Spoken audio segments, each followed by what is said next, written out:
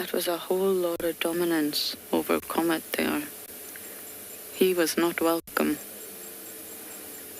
by June.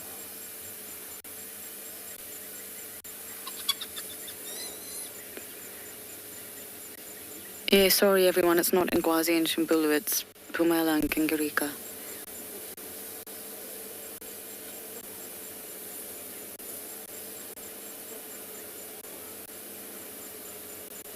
Lots of greeting ceremonies taking place there.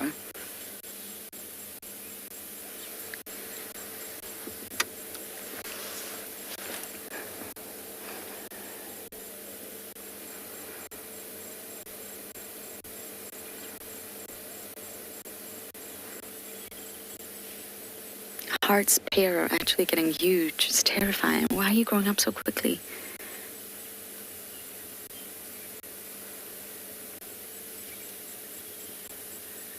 Comet's back. This is interesting. A greeting ceremony with Kingarika.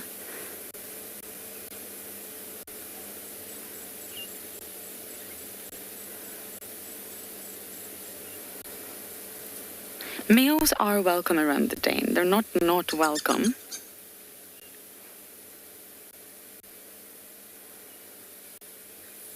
And Tima's coming. Comet's walking away.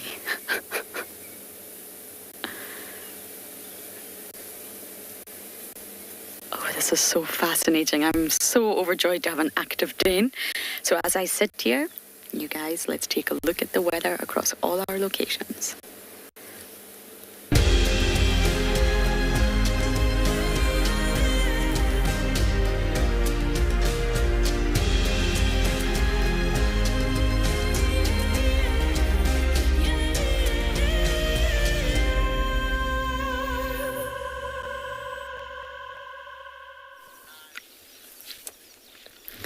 Good morning, everybody. Welcome to Djuma Private Game Reserve this morning. We're sitting on a wet area where it's lightly been pouring last night. But now we're looking at the crested franklins. They're on a road. I think this is all about the wet grass that I don't like to walk about in there. So my name is Andrew this morning, and then I have Paul on camera. So this is where we begin. And we're going to be searching around here. There was also... looks like a male lion was heard or seen, and then we're just going to go find out if he's still around. Then that would be one of the avoca males. And then I understand they actually have to move so much when the weather's like that, especially last night. It's been actually started with the wind picked up. Most carnivorous species such as lion, leopards, and that's where they're going to move so much.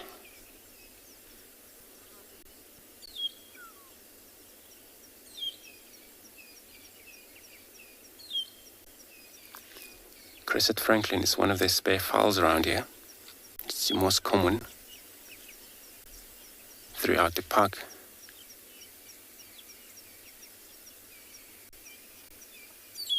Actually easy to identify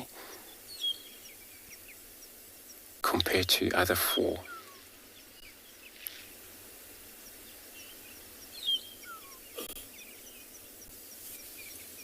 But the other ones are Swanson's spare fowls, Natals, Koki, Shelley's franklins.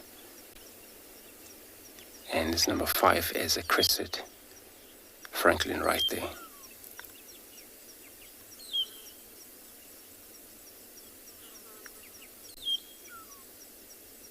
So we have all 5 different species in this area of spare fowls. It looks like they have vanished because maybe they have an axis through that wood. A little grassy. I'm going to continue looking for these male lions. Hope I'll find it for everybody.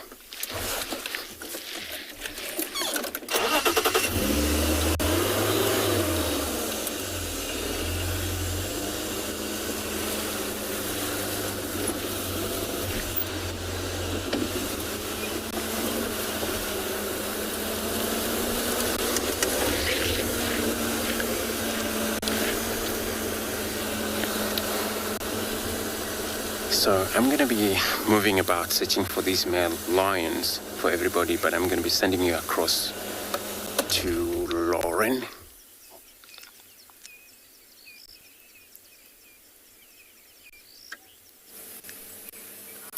So much action, everyone. All the cubs are here now, including Braveheart, Ngwazi, and Shimbulu.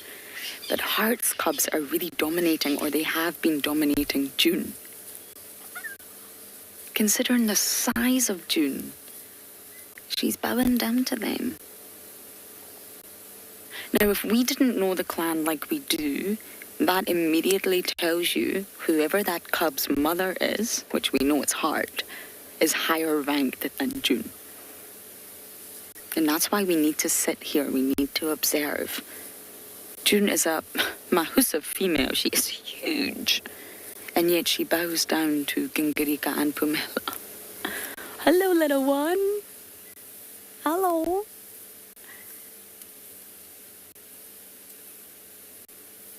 Oh, no. It's safer at the den.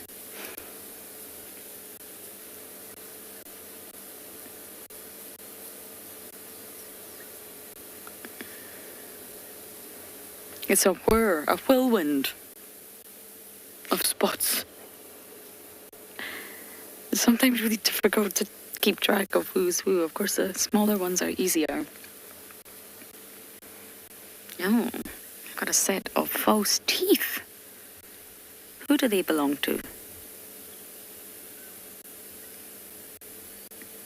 Clearly an antelope that is no longer alive. Yummy.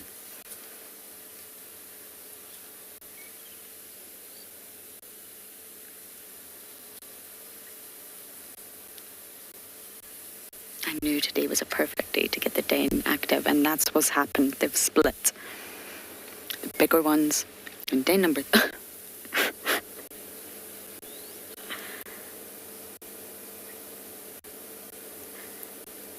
The bigger ones are in den number 3, the smaller ones in den number 1.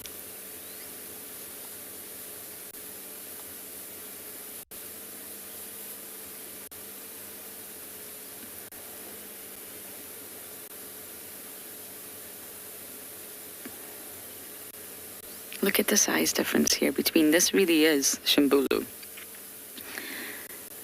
I know I got it wrong, but that's the real Shimbulu.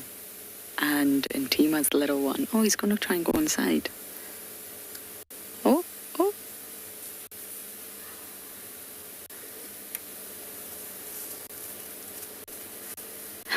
Look at the size difference. Oh, Ribbon's just joined us. Good morning, Ribbon. Looking fabulous. Here we go, she's coming. Matriarch is in town.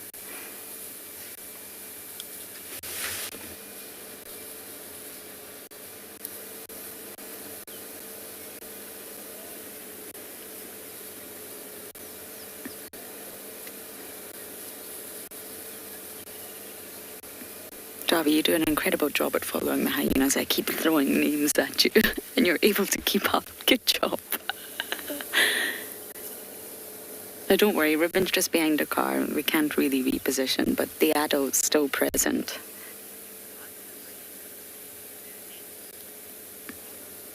Oh, Braveheart. Lovely to see you. Mark, you're asking, how do the hyenas build their den? They don't. This is a termite mound, or it used to be an old termite mound. The termites built it, which is just remarkable, and most likely it was burrowed, probably by a porcupine. That's the most likely suspect. I just want to see this interaction. So that's Ribbon and granddaughter right there, who's trying to suckle from the wrong mother.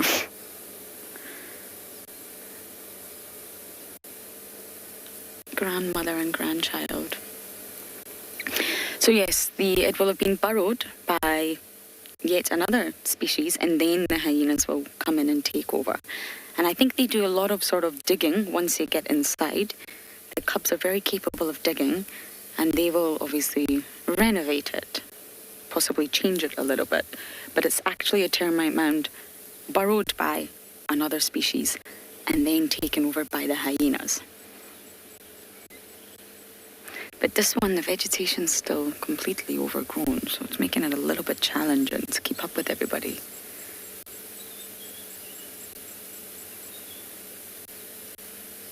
Ribbon has just anal pasted everywhere. So she's coming in, she's checking on the den, she's checking on the cubs, and she's marking the territory as matriarch.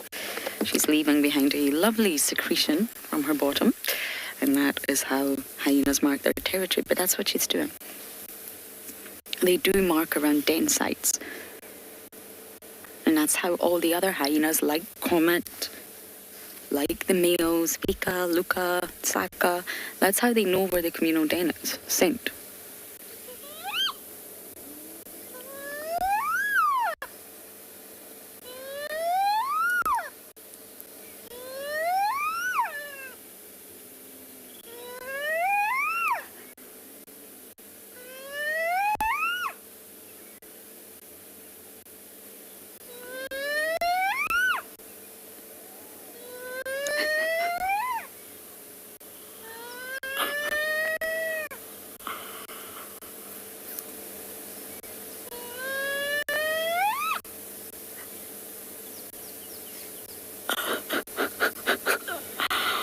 Well, you've got a voice.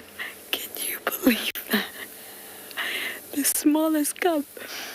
FC just said we can hear. Well, I hope so. That was so loud. Tiny little cub. You see how she puts her head down when they're making that noise? And you see how she walked backwards every time she whooped? That's the whooping sound. Ooh.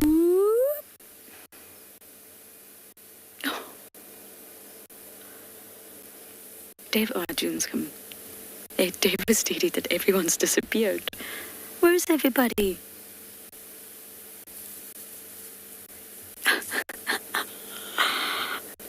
That was incredible. And many of you ask, at what age do they make vocalizations? Well, there you have it.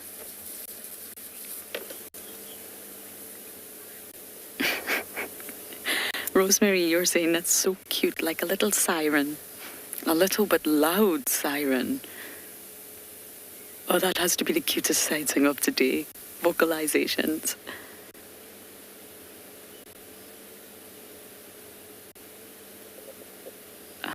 And don't worry, everyone, June's still here. Looking like a hot air balloon that has landed on the ground.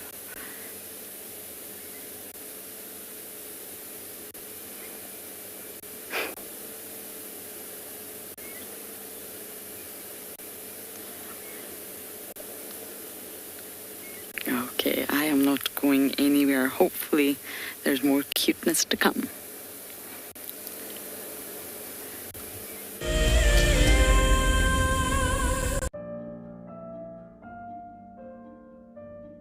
With a slew of potential dangers lurking, it's essential to be aware of your surroundings whilst walking in the wilderness. 20 yards away from one of the most endangered species. This is a big bull. What a moment, what a close encounter with an Ellie bull. He's just over here now. He's moved completely away.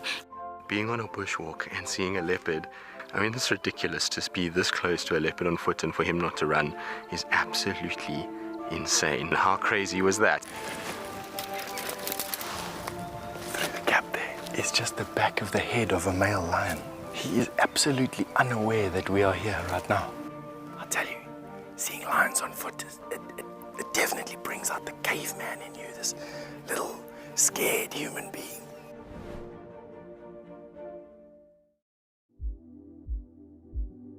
We get asked quite regularly what are the differences between African and Asian elephants. We caught up with HARESH, who's from Leopard Trails, which is based in Sri Lanka. Of course, size and weight is the first thing you notice. The African elephant is much bigger than the Asian elephant. tusks. In the Asian elephant, it's a very small percentage of male elephants only who have tusks. I was told that there's a theory that the African elephant's ear is in the shape of Africa. The Asian elephant has a much smaller ear. The elephant represents the bush and the jungle in Sri Lanka in a quintessential manner, and I think it's very important that we do whatever we can to protect them. My name is Steve, and one of my favorite things at WildEarth is getting questions from you. The type of questions that I really like are those ones that really help us to unpack and understand and really integrate the ecological knowledge and fully appreciate the importance that animals such as these Cape buffalo bring to the ecosystem. If you want to ask a question on WildEarth, you're going to have to register on the website. But once registered, just head on over to the live Safari page and enter your question under the live feed.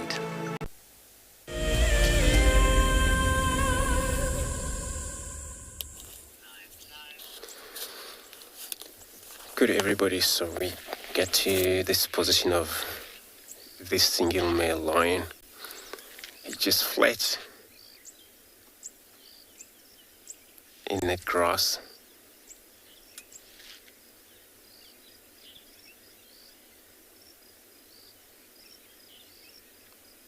It's probably one of the member of a Avoca male. Well, I'm not sure, maybe he came from the north.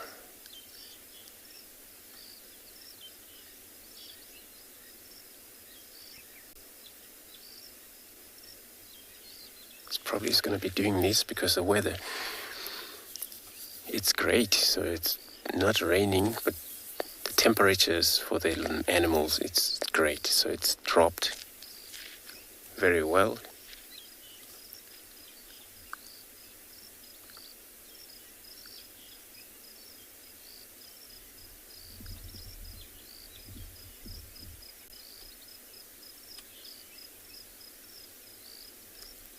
Just couldn't tell if it's one of maybe it's a dark mane, because he was seen far up north with the Talamati Pride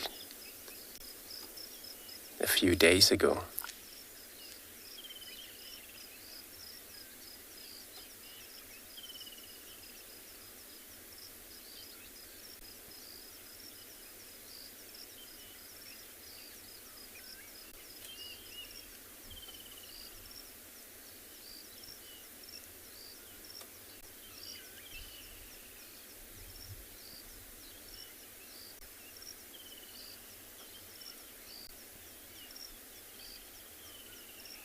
And it's usual for lion to leave the pride, go do their own businesses.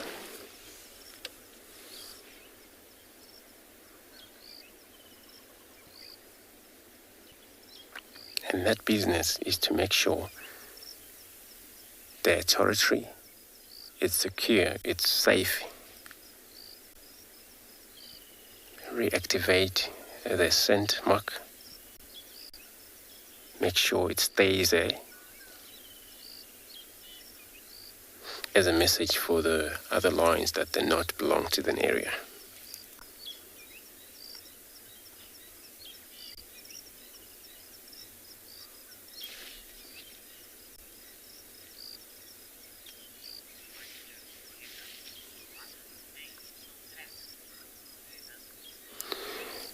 Heather, you're asking why the mane so black. So usually males, when they grow old, when they anything above 6 years, 7 years, they change mane to dark.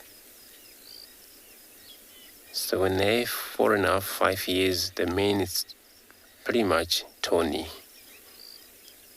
goldish. So what we see in this male is actually grown old or up.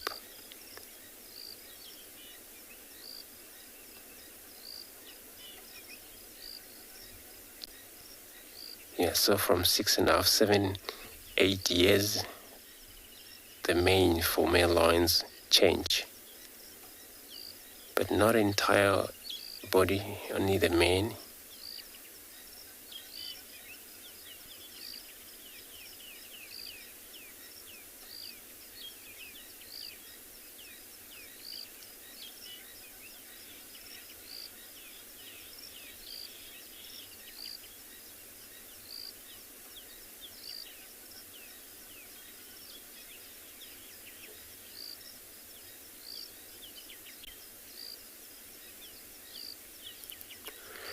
And the mane on the lines, it actually presents the feature of his status. So male has to have mane, so it works perfect. And they will be able to know each other, which one is older, which one is bigger, by looking at their height, also the bigger of animal. When that comes to fight, because you gotta have a strong animal. In a fight, sometimes fatal death take place when they do that. And they fight over a territory.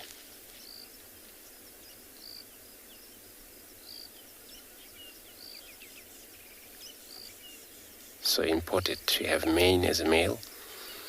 Maybe before the fight take place, they would know exactly what challenge they might face. Maybe not to win a battle because they're far too big with that challenge.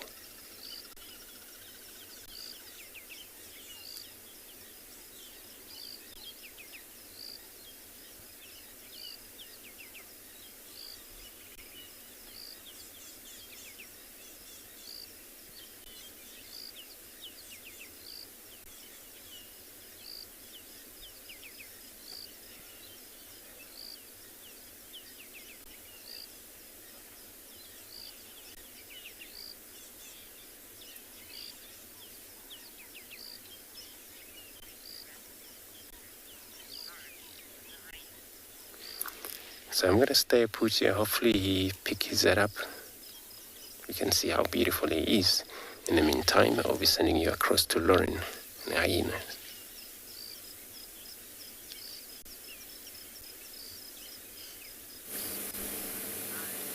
Good luck with your lions getting active, Andrew. The den is still active. Lots of fun going on. We've got a horn of some sort. Braveheart has found, well, I think some sort of antelope horn. Can't really see it from here, but there's clearly been a carcass here at some point. Our little noisy siren has gone back inside. But he or she will come back. Not been named yet, not been sexed yet. Oh no, you're not inside. How did you fool me? You were outside. This is actually really lovely. We've got the younger ones. So here we have Baby and Tima and Braveheart and Novella with the false teeth in her mouth.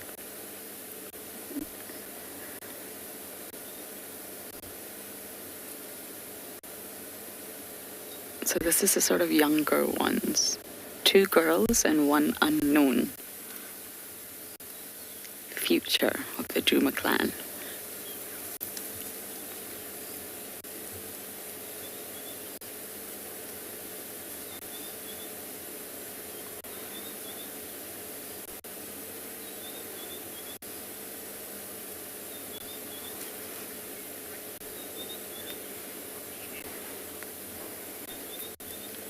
Nina, hours and hours upon hours upon hours of sitting at the den.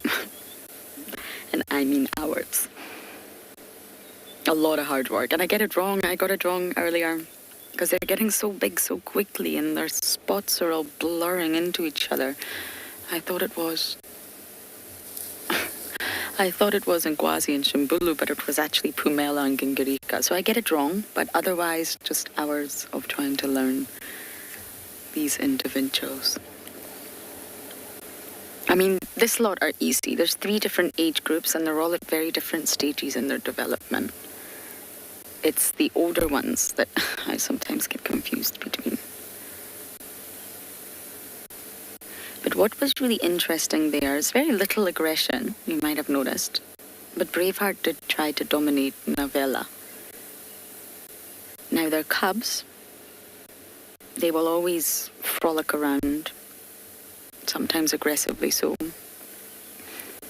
They will always really try to dominate each other, but that wasn't a long enough citing to say. But what it could mean is that Braveheart's mom, Corky, is more dominant than Navella's mum, June. And it's not really aggressive enough to sort of conclusively say that, but these are the signs that we're looking for.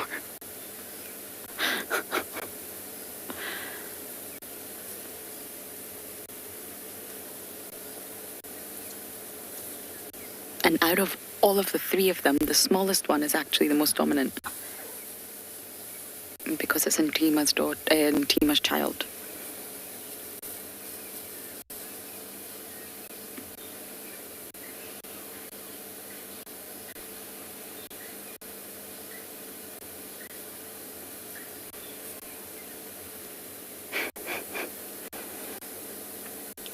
Someone's getting a bit too brave now.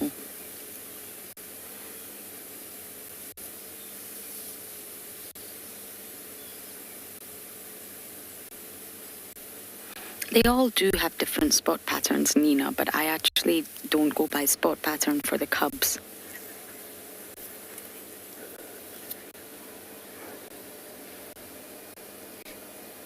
Sharella?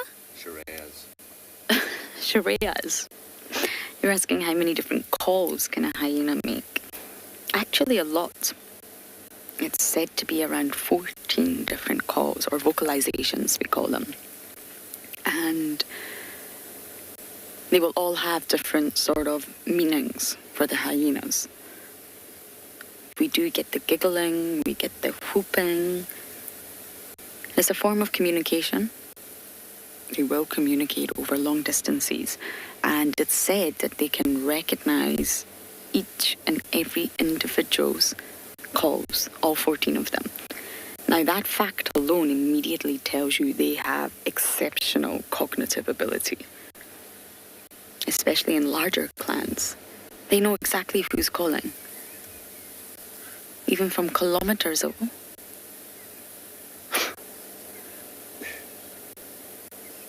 Look at this little one trying to be dominant.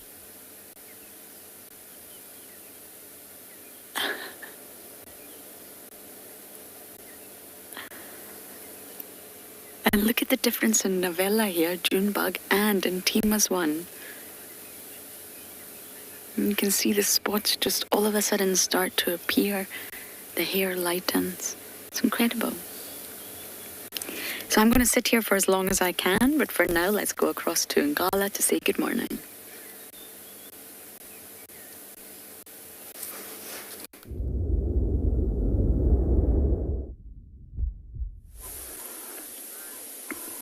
Good morning and welcome to andBeyond Ngala, everyone. And as you can see, we are joined by some wildebeest and some impala this morning. It's been a very wet evening and start to our morning here at Ngala. We had over 45 mils of rain last night and this morning, so the ground is very wet. And as you can see with animals as well, they're still quite damp this morning. My name is Nick, and behind camera we've got Odie this morning. And our plan, we're the only vehicle out in the reserve, so our plan is just to drive as many areas as possible and see what we can find this morning. Lots of the tracks from last night, the animals moving around, the nocturnal creatures would have washed away. Tracks from this morning as well washed away. The bonus is if we do see any tracks on the ground this morning. Well, the frogs are overpowering me. Yeah, it means that they will be very fresh. And you can see the wildebeest and impala this morning out in the open clearings, feeding and moving around.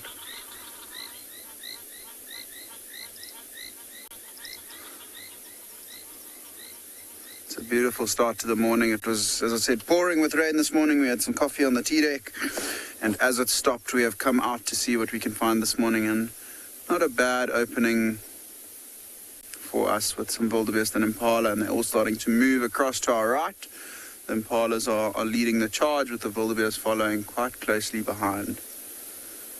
There was an enormous bull blue wildebeest here this morning, so I wonder where he has gone. He might still be on the left-hand side of the road, but I'm sure with his females and youngsters moving across, he will be joining them shortly.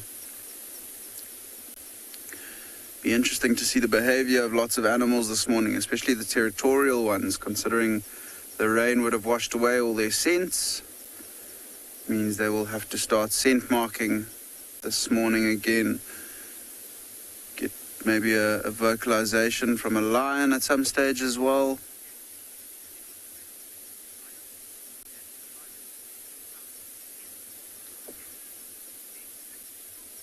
So, Angie, that's a very, very good question. The wildebeest and impala, you often see them together. It's as a result of the fact that they feel a bit safer together. I mean, the wildebeest, how many are here? 1, 2, 3, 4, 5, and then that bull. There were 6 wildebeest here this morning, and there are probably close to 50 impala in this area. So now you can imagine if there is something like a lion moving around or a leopard for the young wildebeest, having the extra eyes and ears of the impala and having the extra awareness around helps them out. So that's why you'll often see animals, wildebeest and impalas moving around together so that they feel a little bit safer. You'll often also see zebra moving around within these herds of impala and wildebeest. Impalas are all running around, pronking this morning, having a good time. I think our plan from here is going to be to head down to the Timbavati River and see how much it has picked up with the rain from last night and this morning. It was almost dry in front of tented camp yesterday evening, and this morning there is a little trickle running past. So I wonder if we won't see it filling up a little bit again today. But our plan is to head down to the river, see what the river looks like, and check on the lioness in her den site. And hopefully she's still there, and maybe with the rain we'll get our first view of the youngsters. So we're going to continue on our way down towards the riverbed, but for now we're going to send you back over to Andrew with his lions.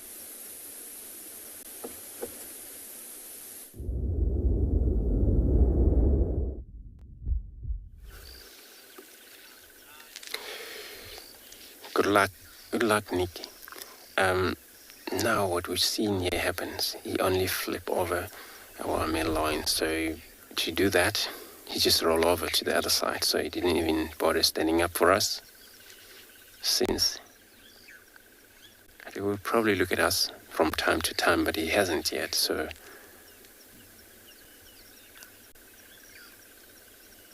it's probably that he's very much comfortable with that place.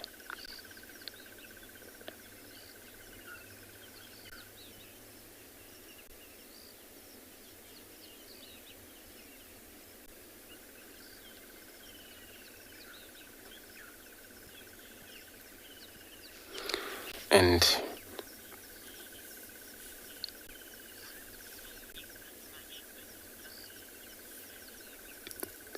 so you're asking that the lions always feed also in the winter, so they always feed.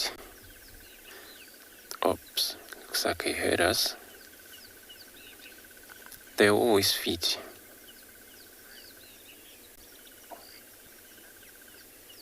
Or sleep, rest in winter. Sorry about that. Yes, they do. They rest also in winter. The winter also, they also still feel cold as we do. And they do feel, if it's too much colder, they also feel very cold. But if it's medium temperature, they also, feel that. Just like right now, where now it's cloud.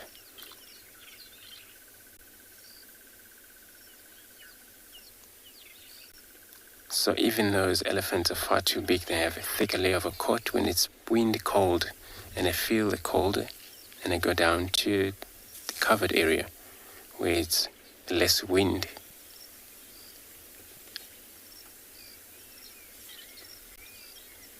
But they get used to the winter, because winter there is really no choice. So evening temperature drop very much, and they stand the cold in the whole night. But they still do the movement around. And this is where they try harder to hunt in the winter, where it's then very open. Grass is all just down, flat. Trees shed all leaves. And they come visible every time they hunt, especially in the full moon.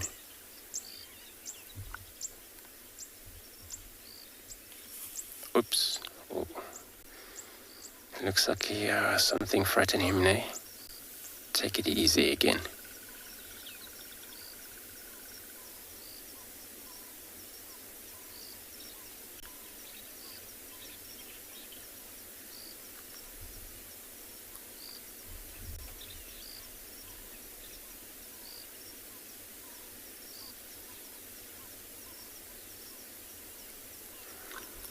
So yeah, summer, it's best for most cats, because then the grass is tall and then they have a lot of chance to hide when they hunt. Here we're in this little open area. What we've seen as we come down here was a lot of impala running around, and we knew he's still around. It's because some chances they saw him and then they just vanished, they're gone. But if they don't know he's here or they don't smell ever that he's around here, they would be more likely to walk close to him without knowing that he's there. But unless if they pick up their smell, because of course prey species, they know the danger, how this smells like, especially like lions and leopards.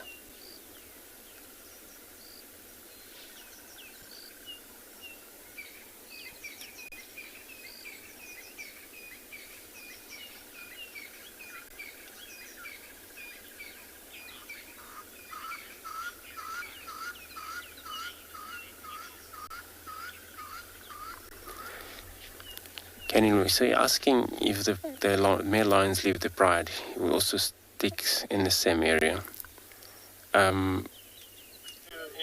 Sorry. Yeah, you would. So what happened when he leave the pride? It's actually temporarily reject the pride, but not forever. It's that he has to, because he cannot keep up with them always. They gotta do their thing, and with him being there, maybe there's no chance he can do his work properly. So he would, depending on how ground is actually dominating. So if we talk about 18 square kilometers of the ground that you dominate, or they dominate 3 of them. So it means that when they leave the pride, that pride of Talamati they have up north, and is pushing south. And this is where we seen yesterday Djuma Pride up in the far south. And then I believe the Djuma, they have one of their brothers, his brother, with them. So they kind of like spread around. So possibly he may join there, or then always go back, or together back to one pride at a time, or then all separate. So they don't actually leave the pride forever, and they would stick within their territory of a dominate.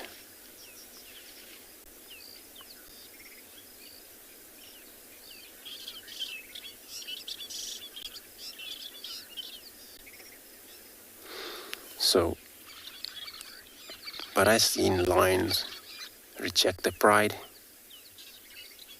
and go forever, not to return back.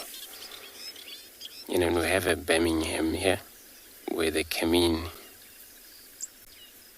and then they had such a beautiful territory they set up, and they have a females that dominate 3 different pride, which was a Torchwood, was a Djuma, was a Talamati.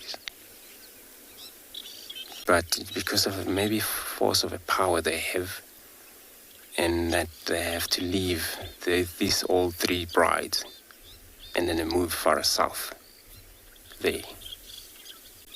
And this is when we saw Avokas, started to dominate, because then there was no male dominating this area at that time. They were just gone, the Birmingham.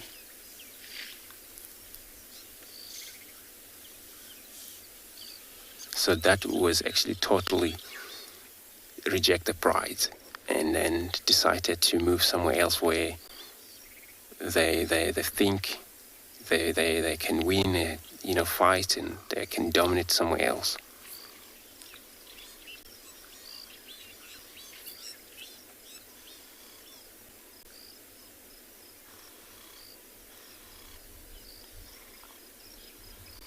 But to reject the pride that way, it's very sad. It happens a lot of time.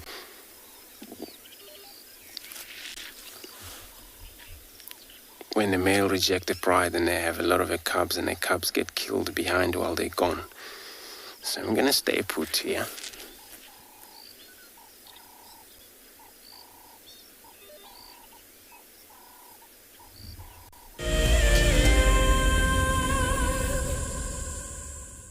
When on safari, there's nothing better than an evening spent under the stars chatting around a fire, with the sounds of the wild all around you.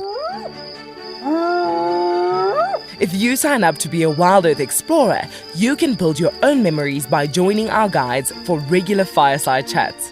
Subscription payments can be made by PayPal, credit card, and now bank transfer. WildEarth Explorers, it's in your nature. Our bodies are made up of about 60% water, which means that in a very short space of time, you can dehydrate completely. A relatively efficient way of collecting water early in the morning is to take an absorbent material like a sock and to walk through the grass, absorbing the condensed dewdrops on the grass. Once the material is saturated, you can then squeeze it out into a container, or you can suck it out directly into your mouth.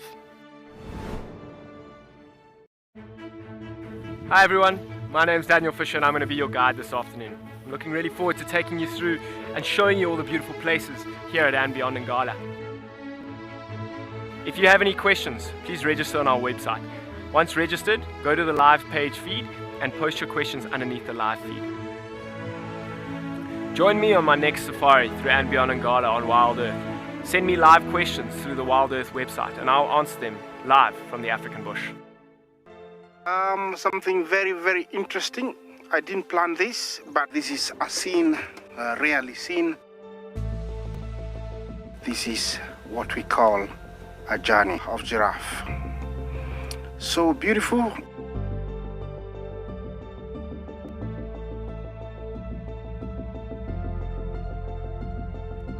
Tune into WildEarth every single day. It's in your nature. What fascinates me most about the animal circle of life is the intricacies between the large and the very, very small. I mean, it's very easy to go out there and find the large. Once you found the large, the cascading effect down to the small absolutely fascinates me. Alertness and situation awareness is by far the #1 aspect for protecting ourselves out on safari. Catch up with the guides daily here on WildEarth.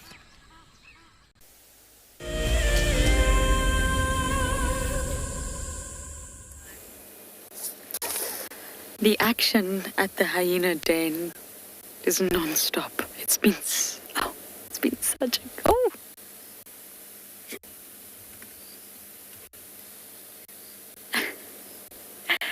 This is my happy place, everyone. I haven't even started eating my banana or peanut butter.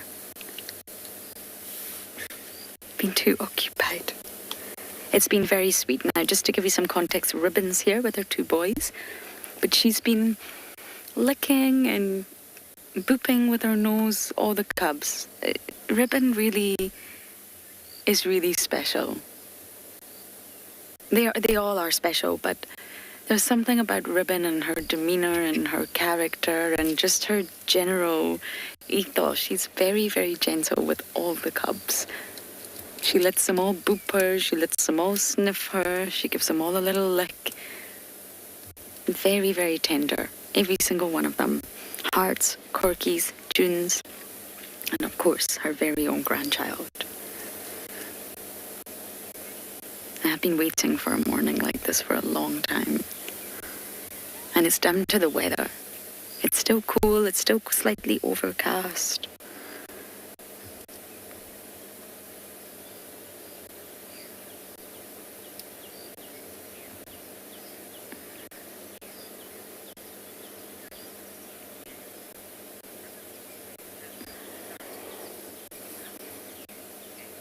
Dale at this stage, yes. They are very gentle with all the cubs. And Gwazi and Shimbulu, they've obviously got something from their mother. They're really, really gentle little boys. And they seem to care a lot about the other cubs, possibly anthropomorphizing here, but there's a lot of tenderness in terms of physicality. But yes, they could be very dominant. They are the matriarch's sons. And at this stage, with them all being cubs, they do rule the roost. But once the females start getting older and turning into adults, things will change naturally. But at this stage, they're all very much cubs. That looks delicious. We're going to take it inside. Oh. No.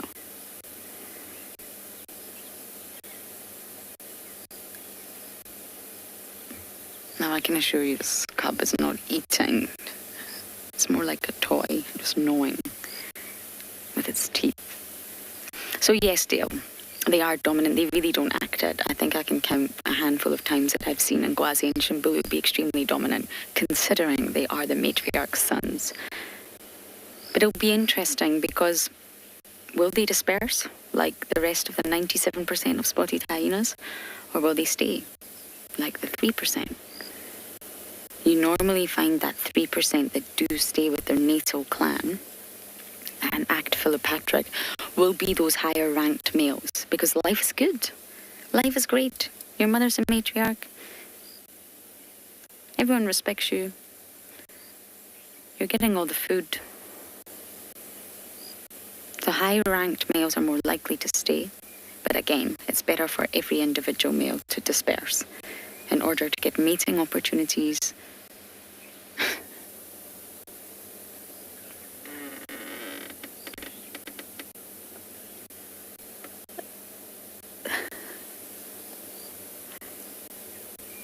It's ridiculous how cute this is.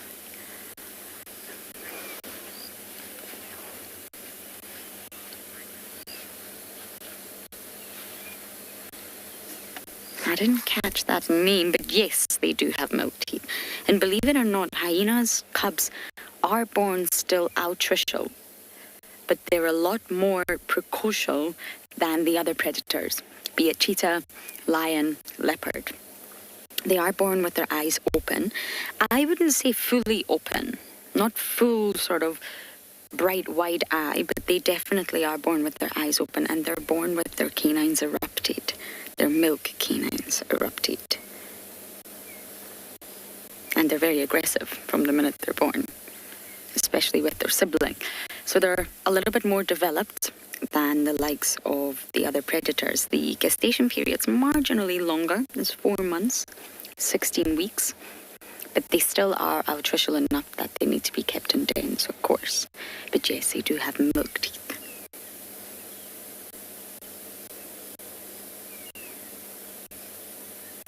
I mean, they're kept in milk for a very, very long time, 18 months to 24 months. Milk is safe, and milk is extremely rich, especially those of hyenas. And it takes about till 2 years old until their jaws fully sort of kick into action. And only then will they really be able to crunch bones.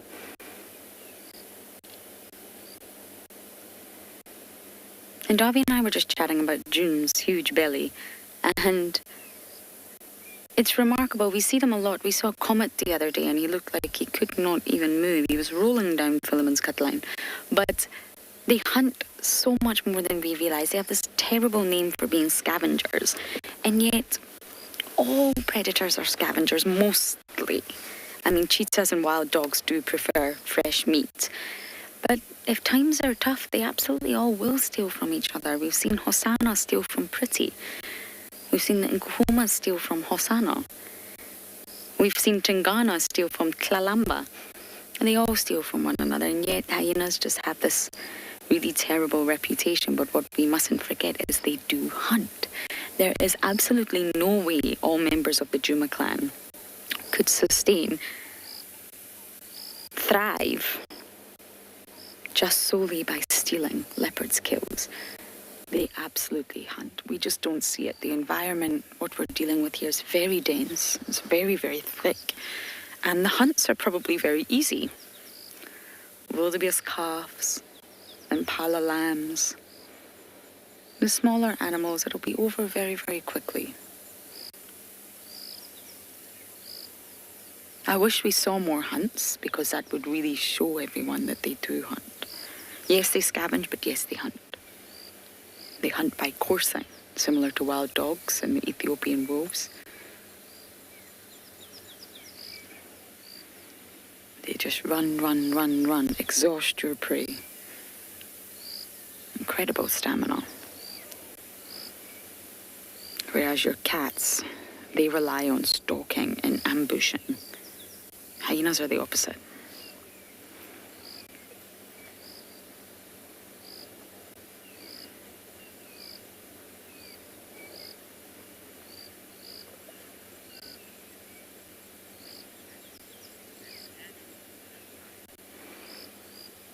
It seems to have quietened down a little bit here, but I'm going to stay a little longer. And for now, we're going to send you across to Andrew with his lions.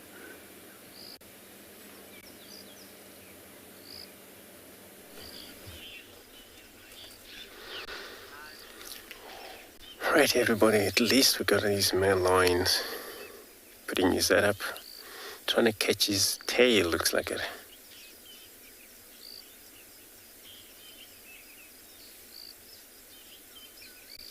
And he's playing harder to catch his own chipped tail there. Maybe he's got a little bit of ticks. So that black pitch end of the tail usually carry ticks somehow.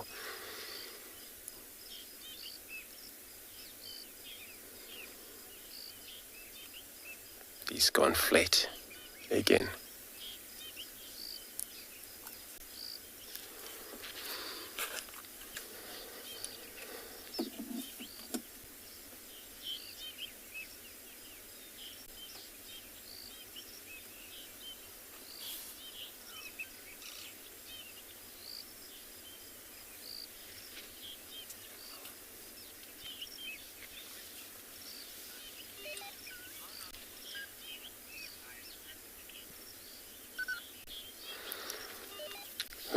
So you're asking how long would they hunt after a feed? And so usually when they're full belly, lions mainly don't hunt unless if by surprises they had an opportunity to take things down without working hard for it. That can happen. But serious hunt take place after maybe a day or two.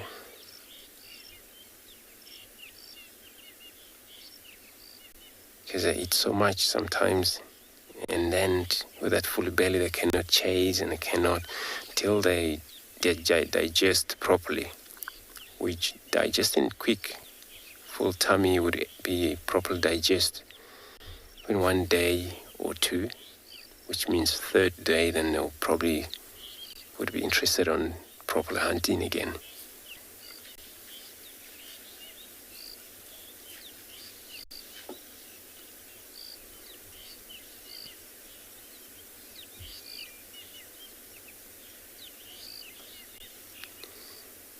Out here, the prey species are well abandoned, so impalas, quite a lot of them.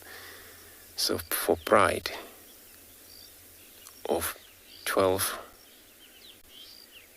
cannot be enough for an impala, so they cannot be full tummy. They need at least zebra, wildebeest. They can spend hours, get these belly full, and then they'll forget about hunting for at least 2 days.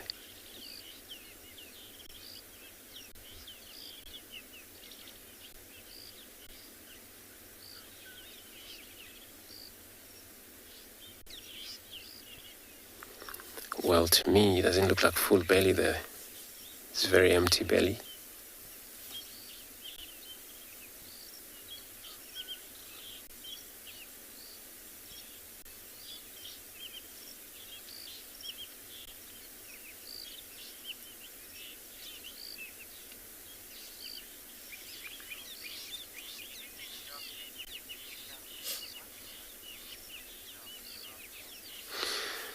Daft giraffe girl, so you're asking, I think the duckman has kicked out of the Talamati pride? No, he's not.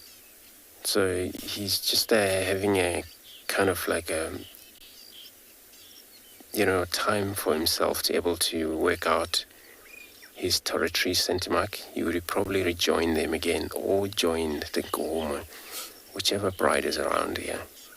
For now, they dominate these two prides. So he's not kicked out.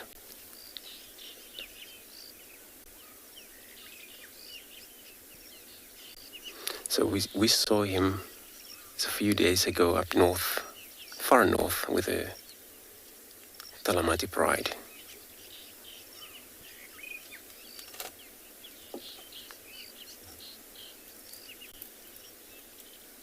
But it's typical for male to leave the pride 1 or 2 days. And then it's very important that we had a rain last night, so all of us sent all the animal that they use their spray chemical to scent their territory. It's washed off mainly. He's gonna have to redo it again.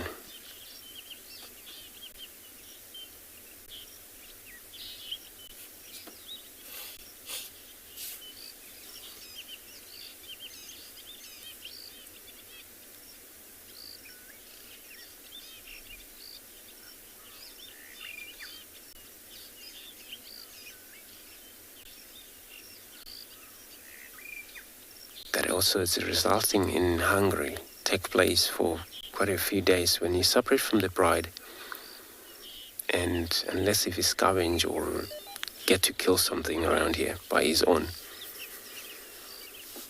where they're mainly lazy lions, male lions, but the females push so much on hunting. When he's got the girls, then he's gonna feed for sure, because they hunt and they kill quite often.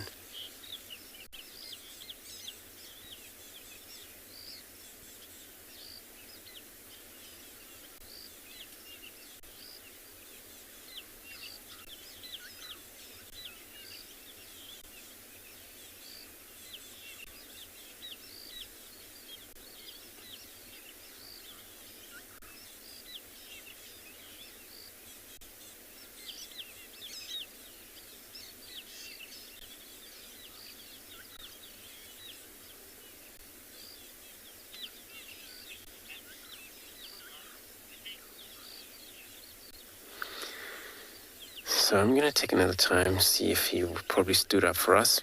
But in the meantime, we're sending you across to Ngala. We would also have a cat.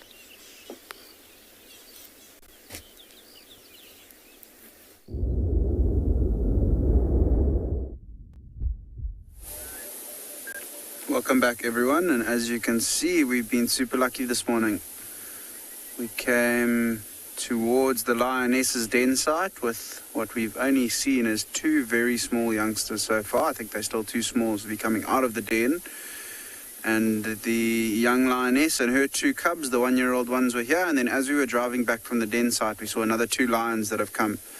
And if you have a look, you can see they are starting to groom each other, and they had a nice reunion between all of them. The little ones went running over to the adults to say hello. I haven't seen yet, it's quite far where we're sitting, so I haven't seen which other lionesses it is from the Birmingham Pride, but there are 2 other lionesses here. It could be, looks like it might be 1 sub-adult, and then maybe even the mother of the youngsters that are in this den. We'll have to get a little bit closer just now and have a look. But it's always a good spot to start here at Ngala. When it has rained, the lionesses and the lions don't enjoy the wet grass. So good areas to check is within the Timbavati riverbed.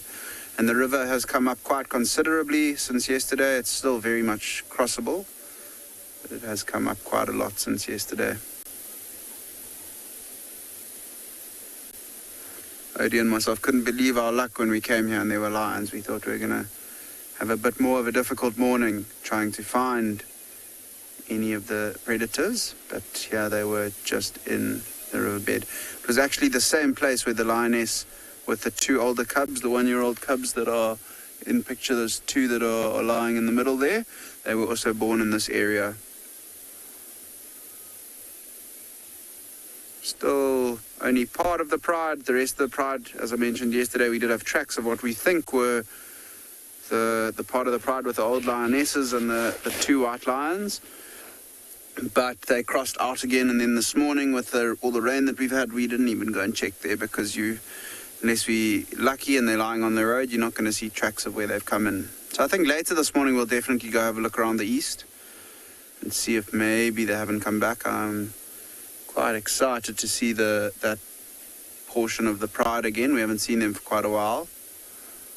And this group that we have in front of us have been treating us the last couple of days. I wonder what that lioness that just sat up heard. Was just cleaning herself. Such social animals. The mother and the two cubs looked quite sad this morning. They were all wet, lying in the grass, and very happy when the others came. So lion prides, when it is raining, and lions, they are cats. And I don't know if you have seen with domestic house cats, they're not huge fans of water, so they don't like the rain too much. But it will vary. Most of the time you'll see that they do end up finding a bush or a little bit of cover to try and shelter themselves away from the... It'll be interesting to see where this lioness goes. To shelter away from the rain. But sometimes you'll find them and they just lie right out in the open. So I think that is the mother of the lions in the den site. And she is moving down towards the den. I don't think any of the other lions are going to follow her, or if they do, they're probably going to get, oh, there goes one after her. They might get in a bit of trouble, because that mother won't want any of the other lions around. I think what we'll do is we'll just watch and see all of them. See the youngsters are following their mother now. And watch. Yeah, injury on the back leg, eh? So one of the lionesses, I think it's the mother of the small two, or the 1-year-old cubs that are here. She does have a bit of an injury on her back left leg, a small cut, but I don't think it's too bad. She doesn't seem to be limping on it or anything, and with these animals, they heal incredibly quickly.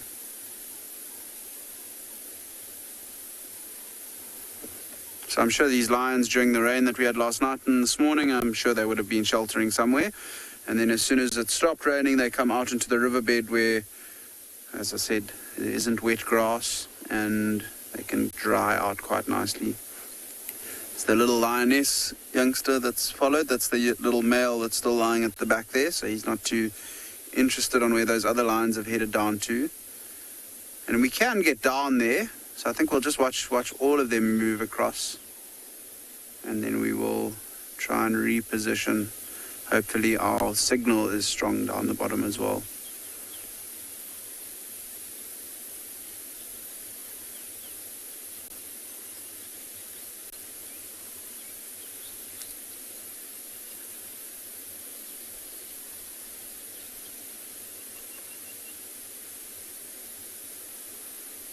What an excellent start to the morning. So we're going to loop around to the other side of this riverbank, try to see if we can get a view of these lions again. But for now, we're going to send you back to Lauren with her hyenas.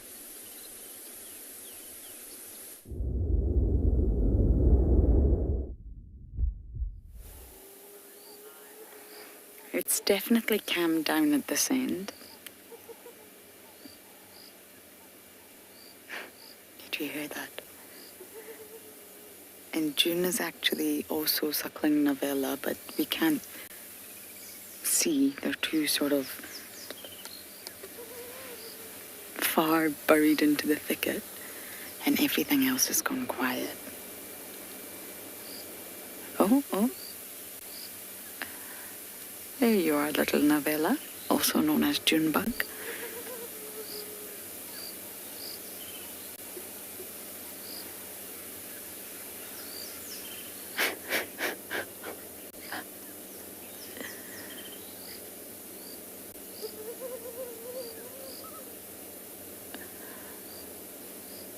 I'm just gonna come stroll right past the car.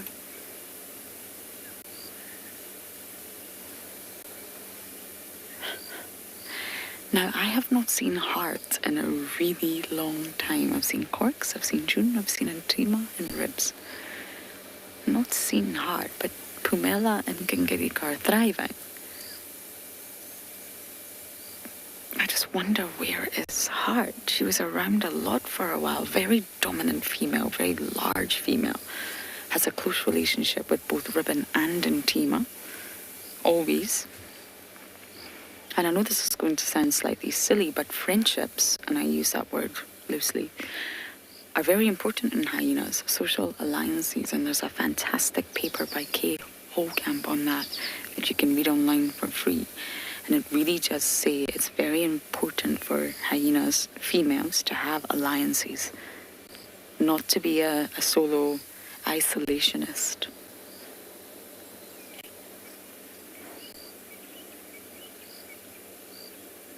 But I wonder if it's just worth at some point checking day number 3.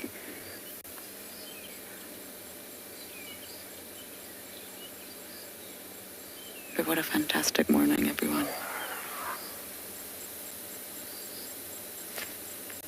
Did you hear that, everyone? There's a very unhappy elephant around. Where did that come from, Davi, behind? Maybe the babies.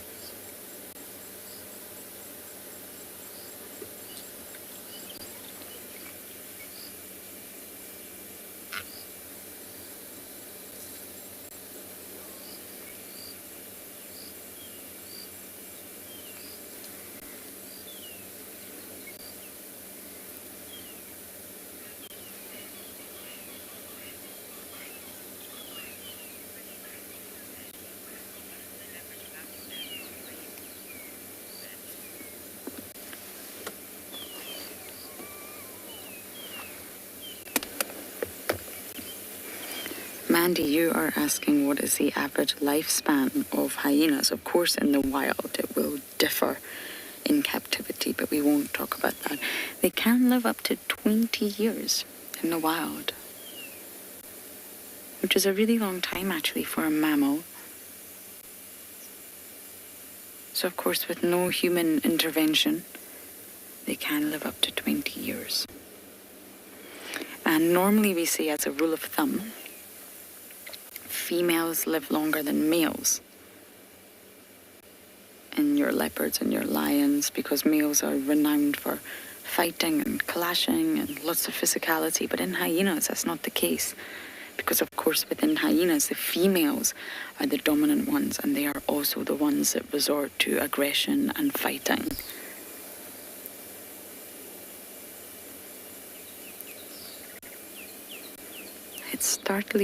It's starting to sort of drizzle a little bit here. I hope it doesn't turn into anything heavier.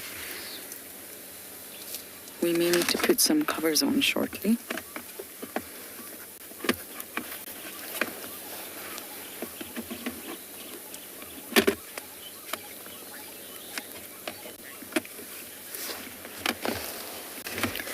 Okay, bear with us, everyone. You are going to hear a little bit of noise, but that's the rain coming down now. We don't have a roof, so we are just going to start putting covers on. Believe it or not, technology and rain, wow. I have many stories about technology and water, especially from Dive Live. We just need to cover it all and make sure water doesn't get into our equipment. Okay, we're going to pop all our covers on, and we're going to send you guys across to Ngala with their lions.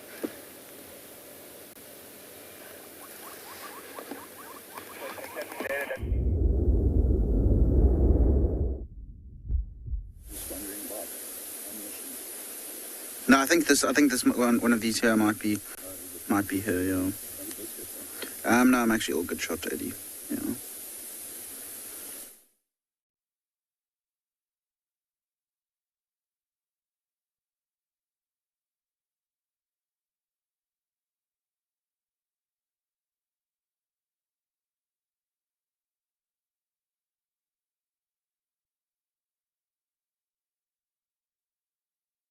Be careful.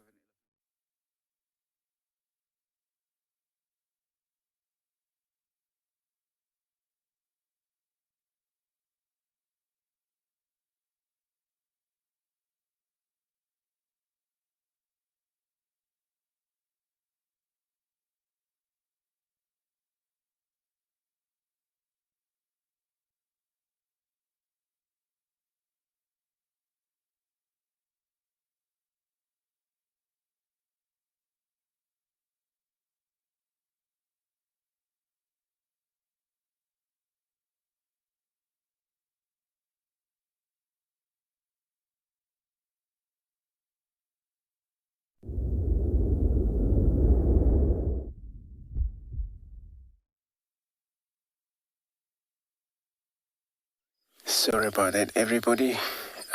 Technical issues, especially with the rain being, we're actually experiencing quite a lot of this. So we're still here sitting with one of our vodka, looks like a duck mane. And then now he's actually slightly, looks like he's trying to hide away with this little bush. So he's not actually leaning towards us at all. And I got a message from the other guides saying that there was an audio of a more member, probably female up north, but sounded like far away into Prrivate Game Reserve. Maybe this is where he left the pride, the Talamati pride.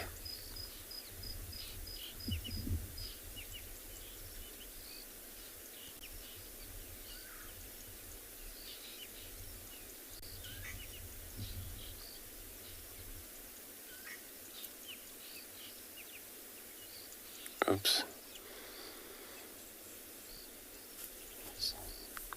He's trying to be active slightly. So he's not actually roaring or any contact call. It means that he's not lost or he's not looking. You know what he's doing.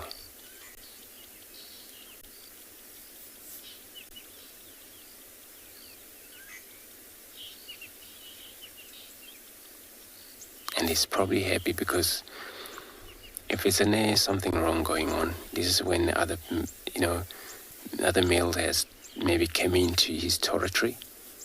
Once he pick up their scent, he would probably just notice immediately that there was something wrong. He would advertise by roaring all the time.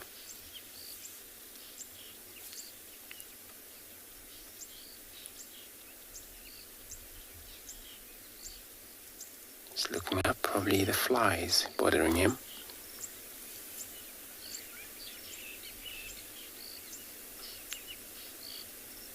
Because he's got a lot of flies around him.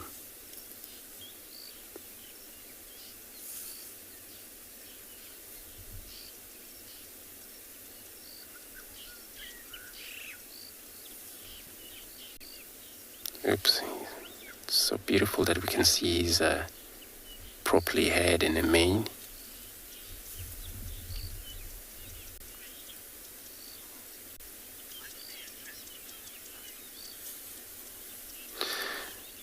Oh, he is up. Cole, you're asking why they are attracted by a lot of flies. So this is called a small tiny flies, which is suck blood out of the animal. And they call buffalo flies. So he's still a little limpy.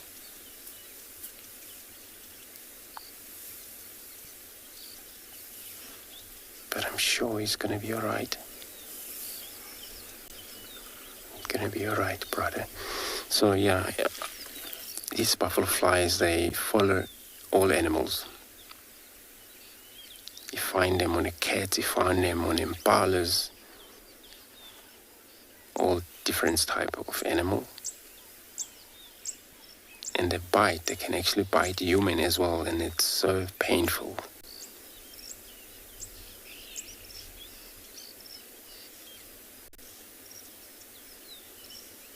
So luckily that we travel with all this spray. You can spray your body. Otherwise, you also one of the menu from these flies. They not only follow the animal, but also human, whoever there's blood.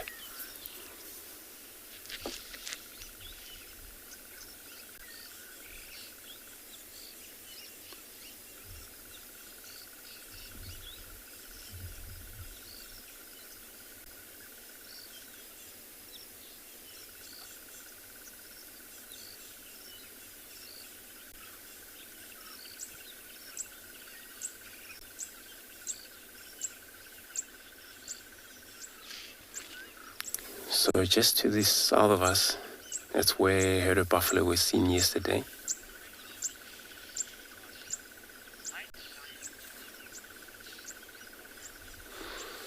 Scarlett, so you're asking why do the lions roar? So that's a way of communication depending on what situation, what circumstances. Usually roaring, it's all a communication, but different type of roar. Some of a communication is not actually properly roar, but the roar, it means sound has to travel far away, and the other member, those are far away, and they might have to hear the sound. So there's a warning, growled, when they're not happy with something.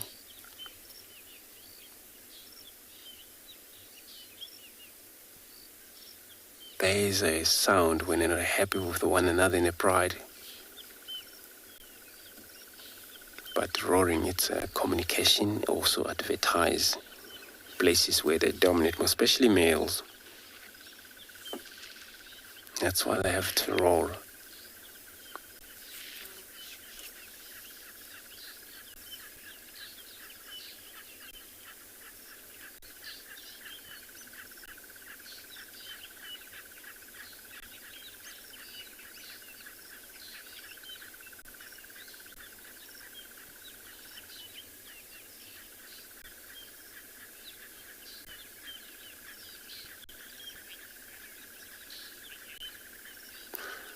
So it looks like he's gonna hide.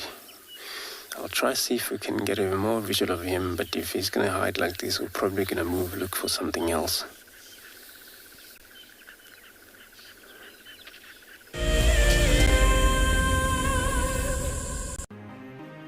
It's the month of March and WildEarth is offering you the chance to win a brand new prize. Sign up to be a WildEarth Explorer and you could win a 5-day eco-training ranger experience for 2. Eco-training is the pioneer and leader in safari guide and wildlife training in Africa. The lucky winners can look forward to approaching dangerous game on foot, tracking and 4x4 driving, learning about animal behavior, and even spending one night sleeping out under a blanket of stars. In addition, you will also get the exclusive opportunity to join the WildEarth team on the broadcasting vehicle. Sign up to be an explorer now, and it could be you that wins this life-changing experience. Terms and conditions apply. The Bushwalk feed allows the camera person some creative license. This is my favorite style of shooting. You have to be mentally and physically prepared. You're shooting handheld in some very strange and contorted positions, always with a straight back, often in the squat position, low to the ground. The creativity comes down to the relationship and sync you have with your presenter. The more you understand each other, the more you'll be able to tell the story seamlessly. Hello, I'm Marna, your WildEarth Safari Guide from andBeyond Ngala. What I really like about connecting with WildEarth viewers is that we get to speak to viewers instantly and I get to show you this beautiful property. If you want to ask me a question, register on the WildEarth website. Simply head over to the live safari page and you can submit your questions there. Join me or one of the other guides twice a day on WildEarth.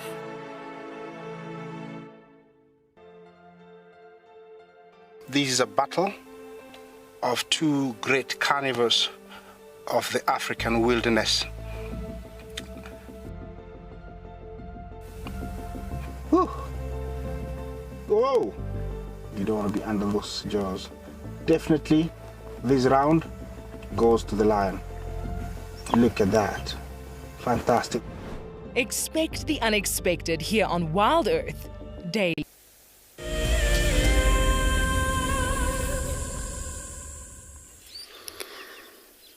So now our male lion, he's actually aware of, probably heard something. He's looking now south. All of a sudden he just raises his head. I can tell you for sure, hearing it's phenomenal in cats. So he was flat on the ground, completely flat, when he just raised his head up. And we'll look where he's looking, thought maybe it's something we could see, but maybe not. It's not that we can see what he heard.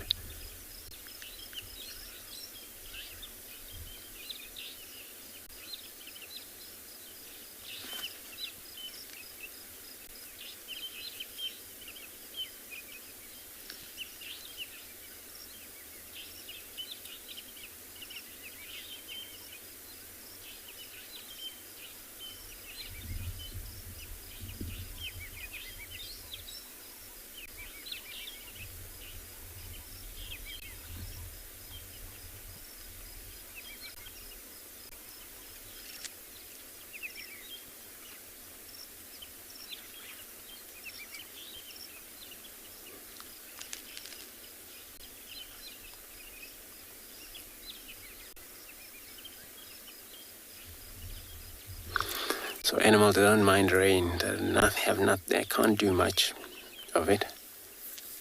So sometimes they get soaking wet. But they still carry on.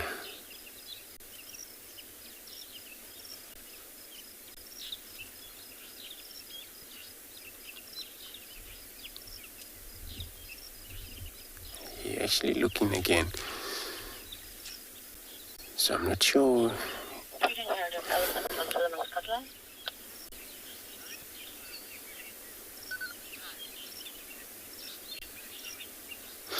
Even age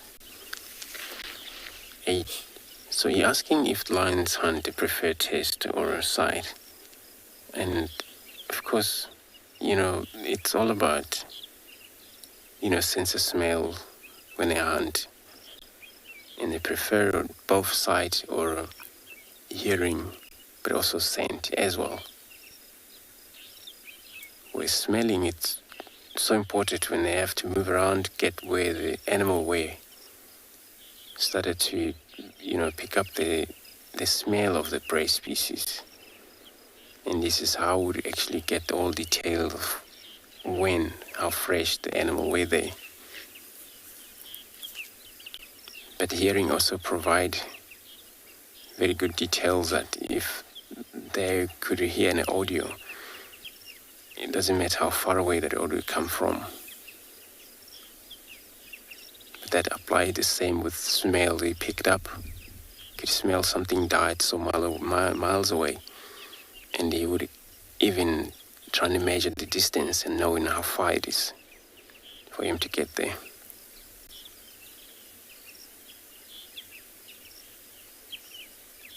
So 3 key of hunt is very important: hearing, sense, but sight.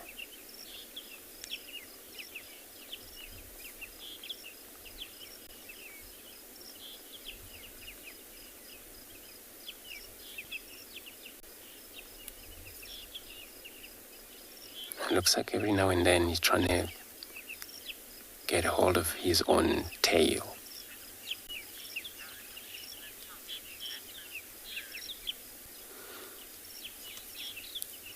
So he's thinking of standing up.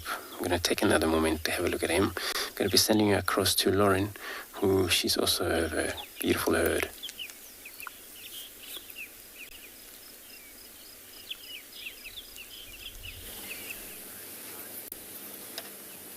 We're right around the corner from the hyena den, and we're having the most loveliest sight.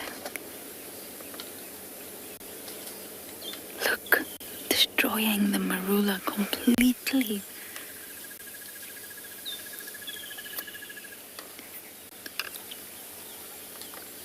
I think this small herd has completely ring-barked this marula.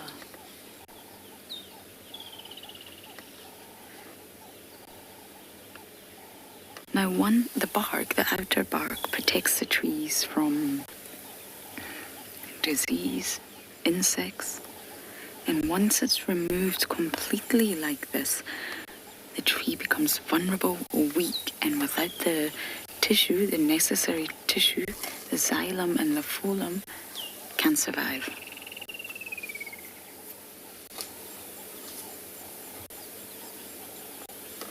Now the cambium layer is one of their favorite parts to eat. It's a favorite food of elephants. It contains calcium, believe it or not, and lots of different fibers that help them with digestion. Wow.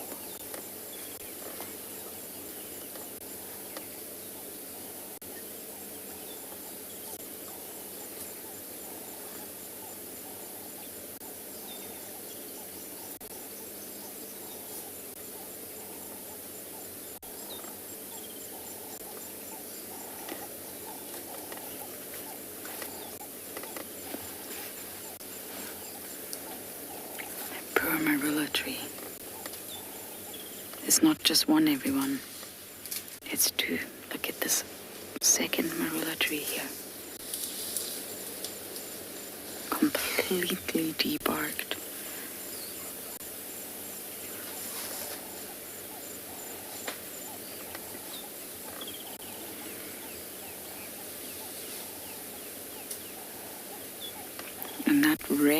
you can see that bright red color, that's the tannins.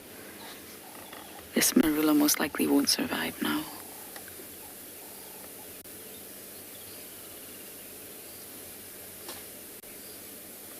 The xylem and the phloem are the transport sort of systems of a tree, transporting water from the roots in the ground up to the leaves, and vice versa, transporting all the sugars that the leaves have produced from photosynthesis down into the roots. The cambium layer sits in the middle of this, and the cambium layer is a tissue layer that provides cells for growth. So without the water transport, without the sugar transport, without the tissues, these marulas won't survive.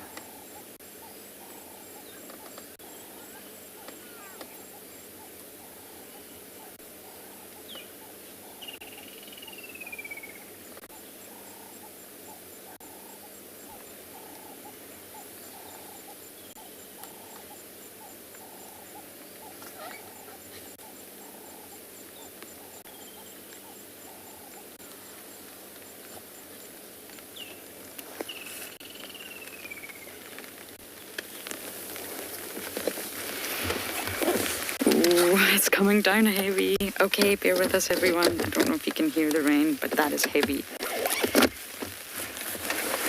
We're battering down the hatches here.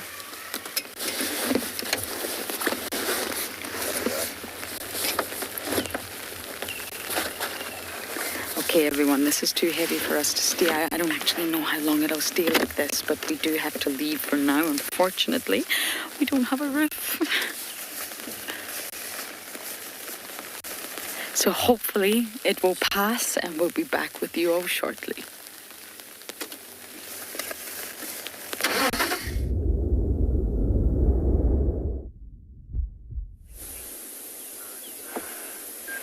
Welcome back, everybody. And as you can see, we have moved back down to the other side of this bank, and this is the lioness of the smallest cubs that we have. We have not yet seen the cubs. They're still in the thicket to our right. I don't know if she knows that these other lions are here. I'm not sure if she was with those lions that we saw earlier. They've moved. They're lying about 200 meters behind this female, directly behind her and behind us in the riverbed. It's quite interesting to follow her and see what she's getting up to. See how she's lifting her head, smelling. The wind is blowing straight into her face. Trying to gather as much information as possible at the moment. Be interesting to see if she moves away from the den and heads out this morning, or if she comes back to it.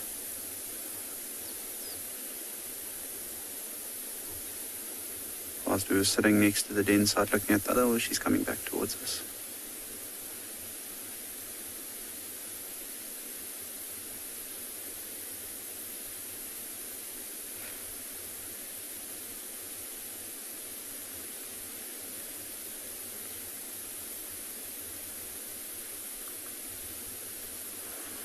She's going to come and cross right in front of us, and it's so awesome to have seen her this morning. We did hear the youngsters suckling on her inside the spikethorn thicket to our right. She's got lots of flies on her, and she's very wet this morning as well.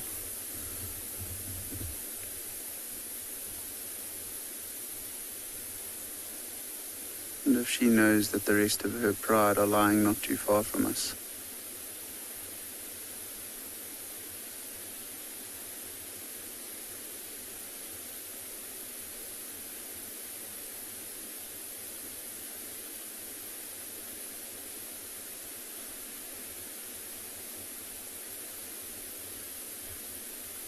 The wind is swirling a bit, so there's a chance that she might have smelt the rest of them. Be interesting to see where she heads from here.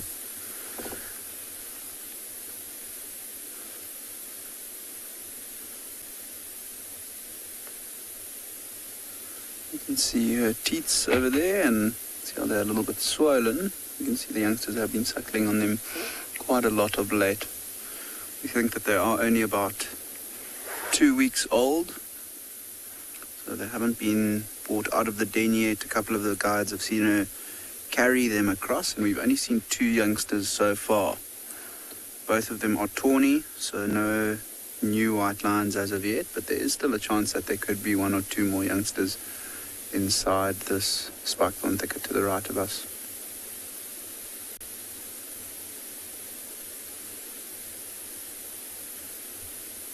Also see the skin from the bottom of her belly where Odie had the camera on, and you can see she hasn't eaten too recently, so she might be searching for a meal. It is still nice and cool this morning. It would be ideal if something like an impala walked into this area. She could then ambush it.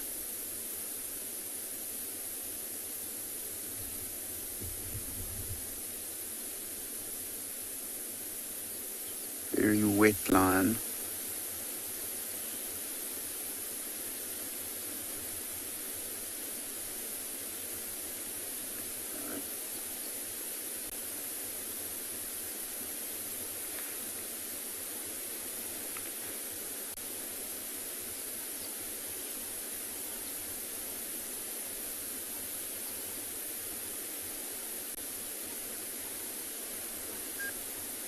So she's still in front of us and still sniffing.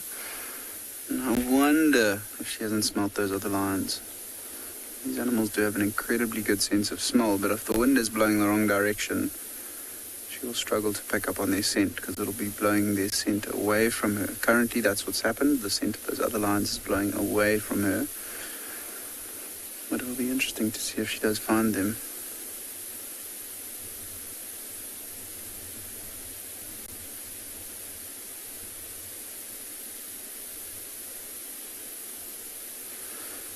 Also moving around very tentatively around her den, making sure that she's not bringing too much attention to the area. Yesterday evening, Dan was watching her, and he was, everywhere she walked, she would then scrape in the sand, just like a cat scrapes in its litter box. We think what she's trying to do is cover her scent around the den, as to not bring any attention to the fact that she has got her cubs here. So when she goes out and hunts and leaves them unattended, I like that comment, Natalie. She does look rather serious this morning. She looks like she's on a mission.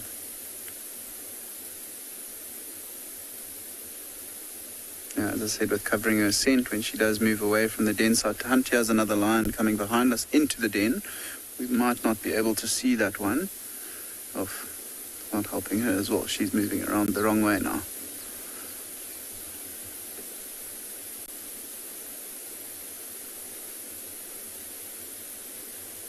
So those other lions will be able to smell her.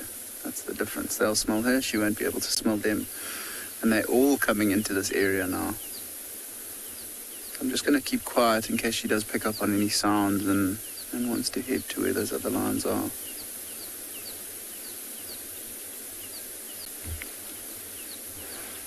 It looks like the young male has come into the den. And she'll be quite lenient with them lying around the den site. However, if any of these lions do try and go into this bush, she might get a little bit aggressive towards them. I'm sure they can smell these small cubs inside this spikethorn as well. I think what I'm going to do is I'm just going to reposition, because we're going to lose very little of this little one. And that other lioness has gone around the back. Oh, there she comes through. No, that's not her. That's the mother of the 2 small ones. I'm still going to reposition, just because the view of the animals is best behind us. The sand is a little bit soft, so it might take a little bit to get there.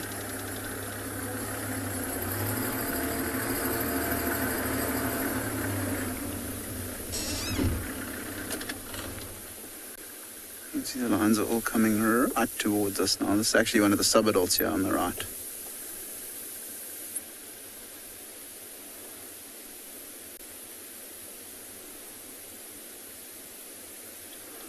As you can see, they're all looking up onto that bank, and especially the little one that's on the top of the bank. So I think the lioness that we have a picture of, the mom of the smallest cubs inside the bush, might be coming around the top of the bank now. They're all seem very interested. I'm sure they are dying to meet the newest members of the Pride. Oh, watch the youngster here.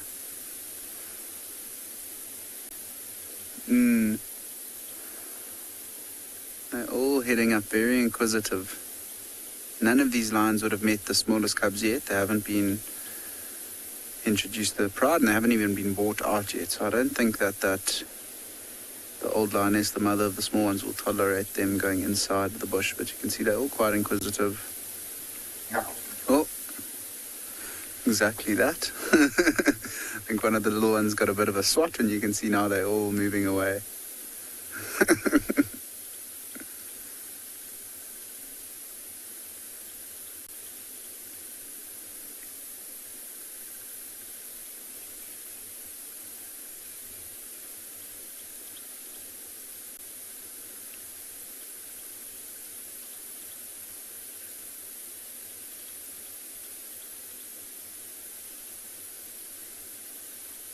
So when moving around this area around the den site, we also want to try to be as sensitive as possible.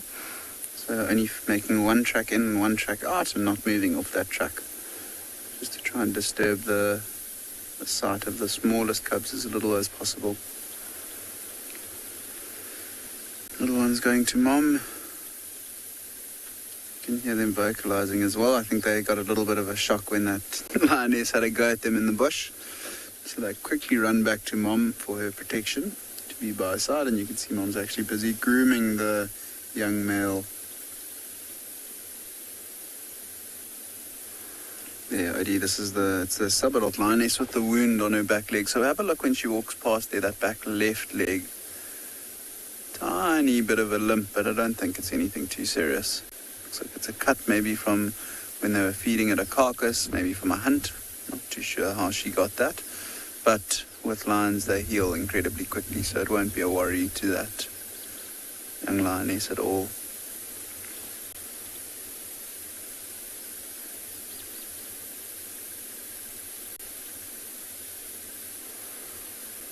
Beautiful to have all 5 of them lying on top of each other like that, with the flowing Timbavati behind them, which since we've arrived here this morning has risen a little bit more as well. There might have been some good rains upstream. You can see the youngster actually having a drink, the young female.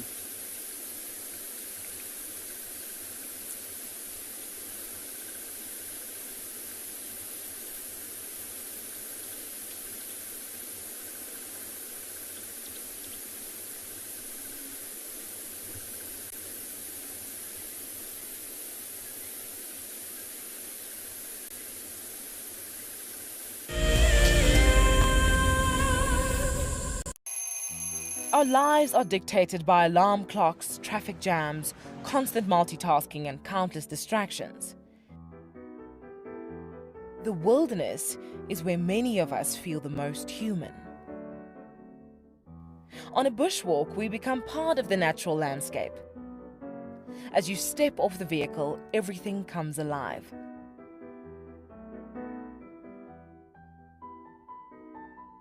As with any risky experience, walking amongst these animals inspires awe and appreciation.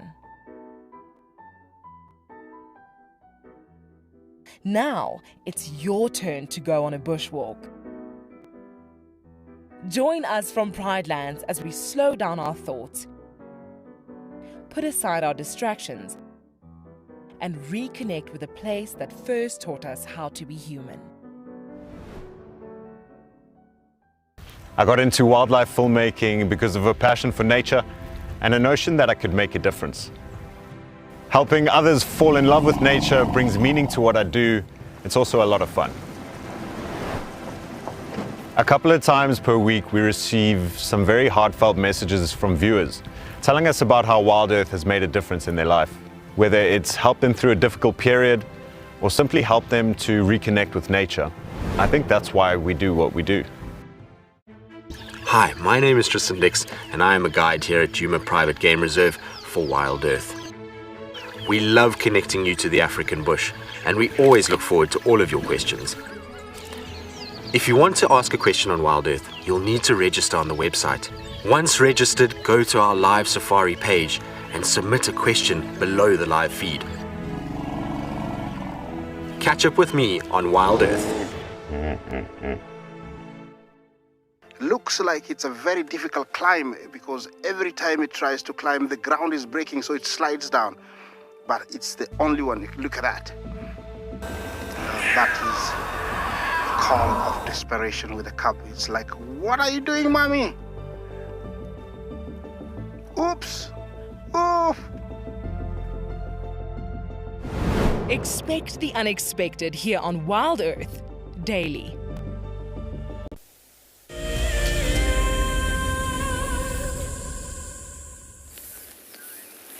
We have the whole herd walking in front of us right now. The hyena den's right here. The rain is getting heavier, which is a little bit worrying for us without a roof. Someone's unhappy. We're going to be able to smell the hyenas, even if the hyenas are actually not sitting outside. It was such a lovely sighting watching them ring bark the tree. Not lovely for the tree, of course.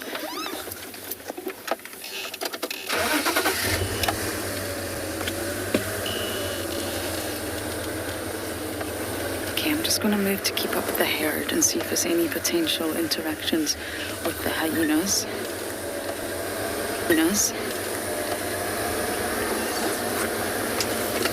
The Dane is right. The Dane is right here.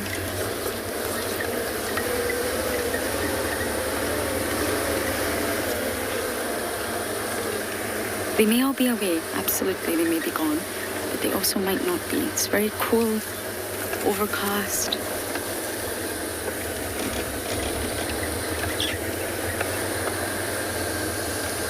I don't see anybody. Can you get the elephants from here, Dobby? I think the Dane has been vacated, or everyone's dived inside.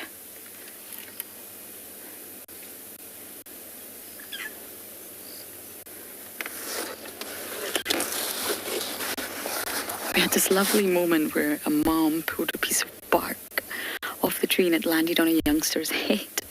And it stayed on the youngster's head and it started panicking. So then Mom had to come and take it off with her trunk. It's very sweet.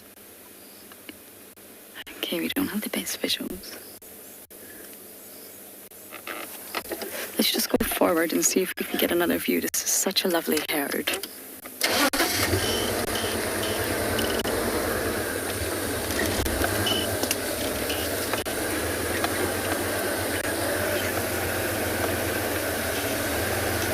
I was also just checking there's no hyenas around the corner. There's definitely not.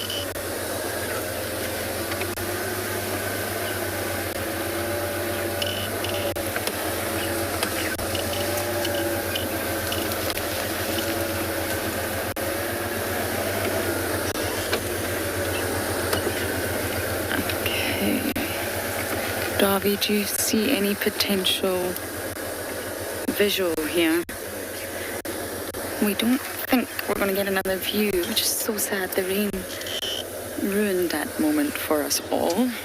Sorry, Elton, one more time with that question. Oh, I see a hyena, though. Someone is coming to investigate. I think it's Ntima.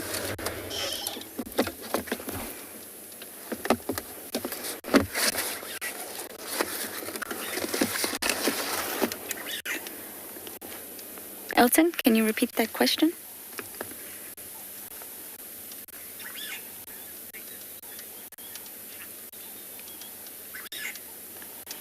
Kev? You're asking about the prehensile tips. They're not really fingers, they're just tips. Specialized adaptation for elephants to grasp with their trunk. And African elephants have two. So they have one on the top, one on the bottom, if you like, so they can really grasp. Asian elephants actually only have one prehensile tip. And that is what they're called. Hello, in teams. Look at her, just making sure everything's okay. There's elephants. There's my baby safely inside.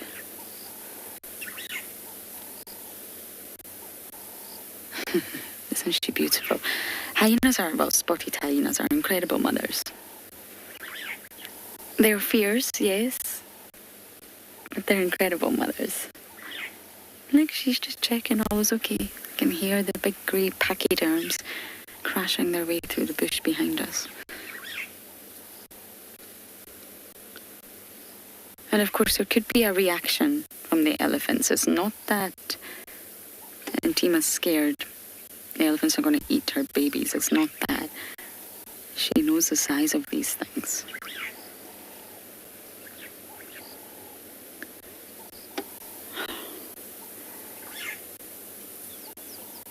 Ntima's also extremely full. Do you see that?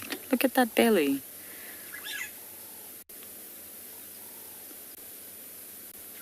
Ribbon didn't... Oh, Braveheart's coming out to say hello.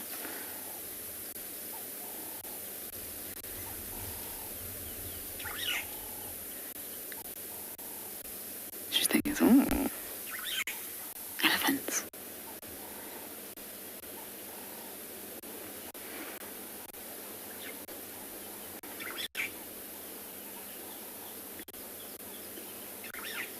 We've had lots of sightings recently of elephants sort of clashing with the predators, and they're very reactive, and that's why you always have to be very careful in sightings like this. Position yourself correctly, be hyper aware of what's going on around you, because elephants are so reactive. They've got offspring, they've got youngsters, and they will react, and they can displace their anger. Okay. I see some elephants. Shall I reposition a little bit for you, Dobby? Yeah. Okay.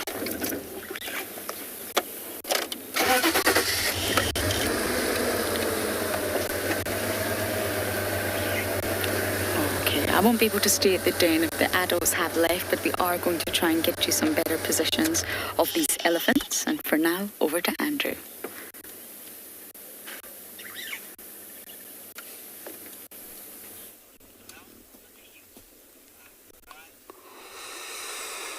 Thanks, Lauren. So we also have to leave the male lion. So he went to base of that tree there, and he just went flat. And then we're probably going to check on him. So I wanted to see if there's any buffalo around here. And we come across one of the pens, and we're just hoping to see any frogs moving about. But it's all just quiet for now.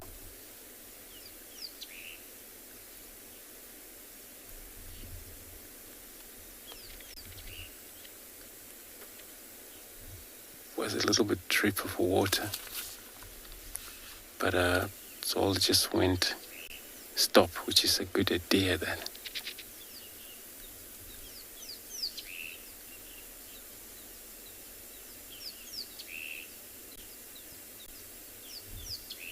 Because of course was a herd of buffalo, and this was last night, and they probably crossed to these Simbambile area.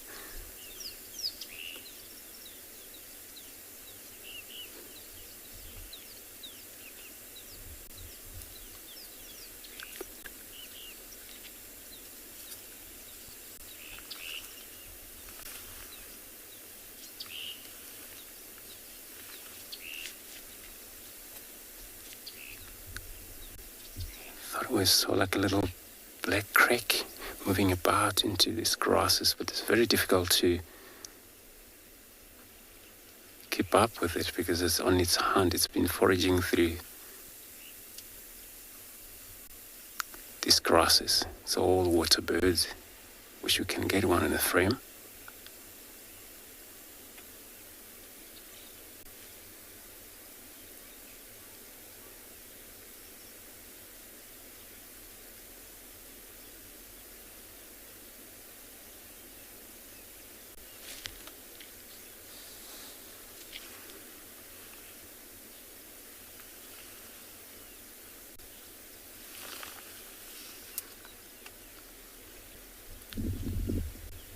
Looks like there's one there.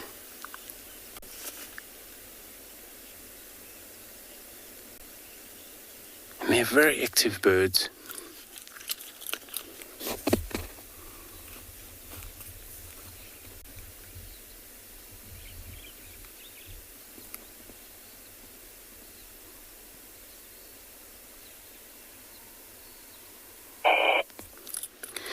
So they won't forage about, feeding on anything they could around these grasses. And they have a beautiful beak, just slightly kind of a reddish yellow.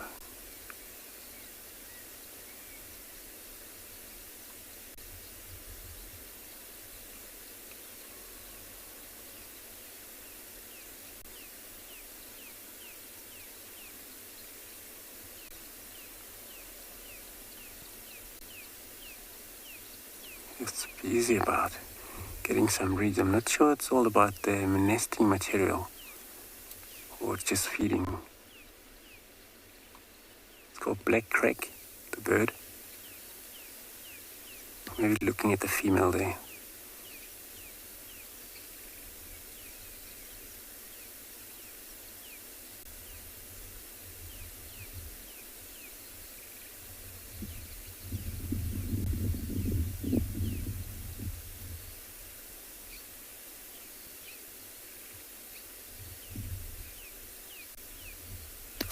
You hardly see them sometimes because they don't come to the open. They're a very shy bird.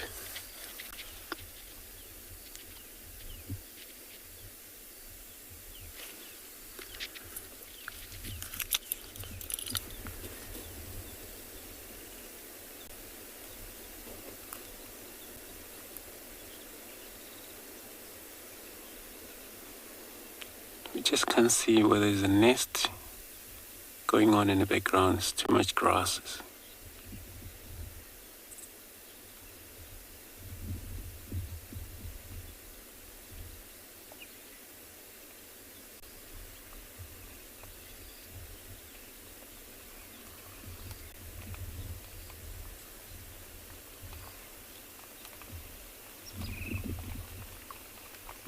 And there is no such territorial bird around, so you find a few of them in one ponds like this.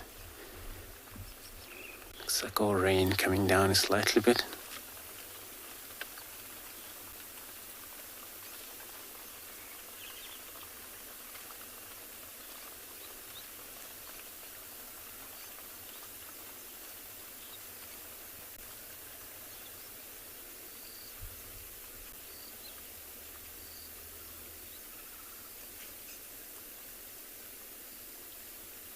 And the predators will be a crocodile, if there's any crocodile around in his pond, which is probably not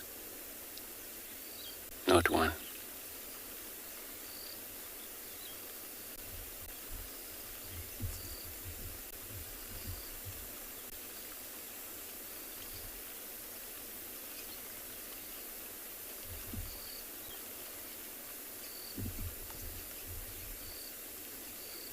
When they normally build a nest on a very much grasses like those reeds, and the nest kind of like all grasses material and camouflage nest, floating nest we're talking about. So right, construction take place right on top of the water base.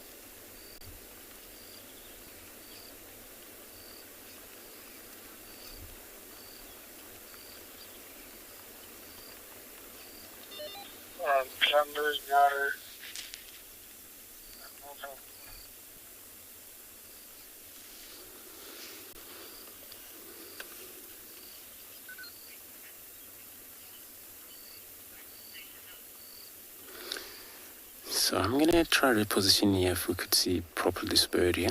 But in the meantime, I'll be sending you across to Tswalu to say hello to everybody.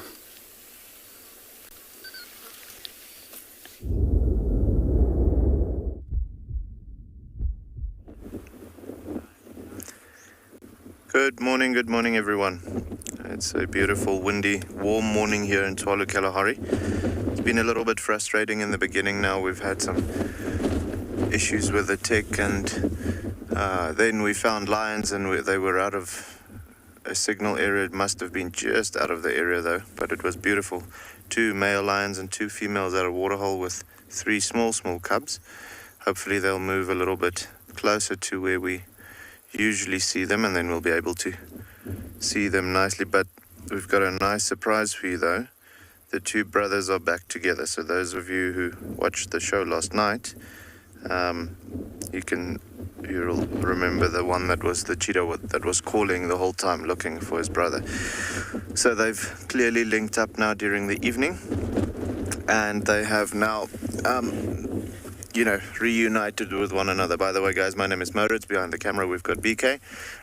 So yeah, all very happy about the fact that the two boys are back together again. They are very, very lazy at the moment. As you can imagine, they've spent, the one spent a lot of time mating, the other one spent a lot of time looking for the one who was mating. So belly's nice and thin, energy levels low there. He's looking up just a little bit now. I am very sure that if there's something that moves into the area, they're going to look to hunt this afternoon. It's getting to that point now where it's a little warm for them to still be moving, as you can imagine. But what I think we'll do is we'll come back here this afternoon, also in the area still where the meerkats are, and then we can spend some time with those two species, see if after the meerkats have gone down, these two don't want to look to hunt a little bit more actively. It would be great. But yeah, much more relaxed than what we saw from that single boy yesterday. By the looks of it, if I'm not mistaken, the one that we were looking at yesterday afternoon was the one on the left-hand side. That one that's on screen now.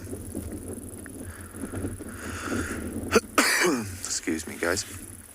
So yeah, very tired.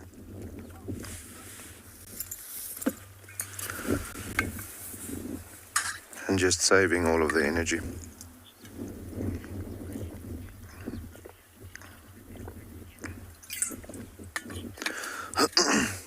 Judith, absolutely, yeah, we're also happy. We also were very happy when we got the update this morning to hear that they have rejoined. And as you can see now, I mean, they just look happy while they're lying there. Just relaxed. I think it takes quite a toll on the individuals when they're not with one another and when they're worried like that, as we saw them yesterday. Not necessarily so much so that they'll, be negatively affected, but I do think they miss each other a lot.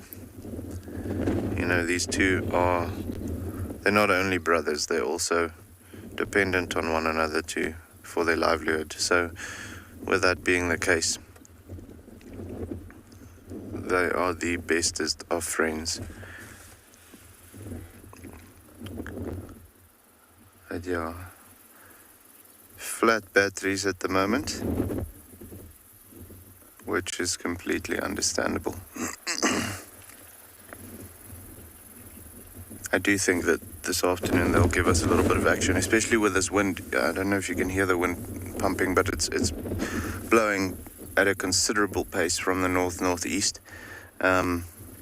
So that's what's bringing in the heat as well from the Botswana side of the country. But with the wind being so strong, that'll be ideal for the cheetahs to hunt in this afternoon.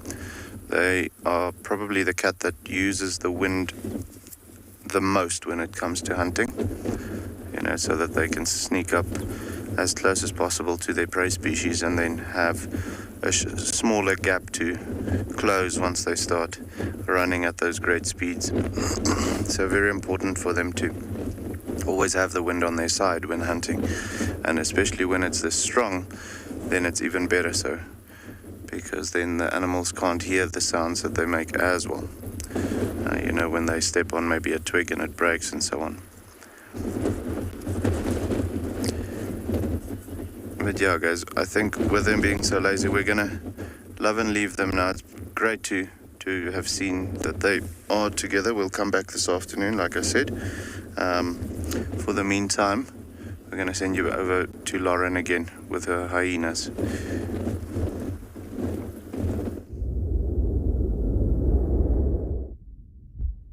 Dane, the elephants have moved off, the cubs are inside, but I just wanted to show you some context. So it's cool. Davi's going to give you a beautiful view of the overcast conditions.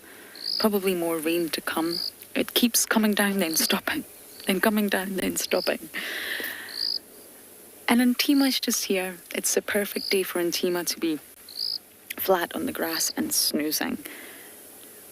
And that's probably what they all do. We just can't see them. Look how long the grass is. Ntima's in a deep sleep. And what we just witnessed in the last segment was there's elephants around. They're noisy. They were approaching. And Ntima got up just to check the cubs are inside. Now, that is absolutely heartwarming. They really do protect the clan. Yes, they can be aggressive, but that's just to maintain their social structure. As long as everyone adheres to their place in the proverbial ladder, if you like, at the top or at the bottom, in the middle, if they know their rank and they adhere to it, there should be no trouble. Aggression is in place just to ensure that everyone keeps to their rank. The dominant ones, the low-ranking ones. And as long as that happens, it's a social structure after all. They need one another. They can't kill one another, and then there would be no clan.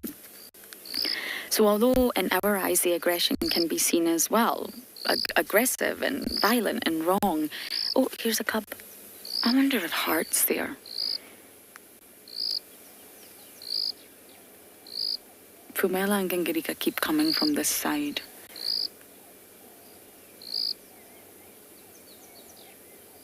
No, I've got it wrong. It's Shambulu.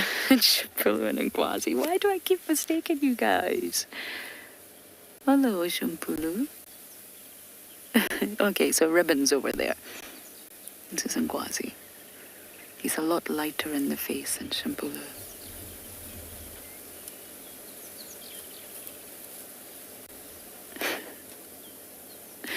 So yes, aggression has to be there. If there was no aggression or no dominance or no sort of physical assertion, then this hierarchy would be a mess. It probably wouldn't even be in place, and that's why they are aggressive towards one another.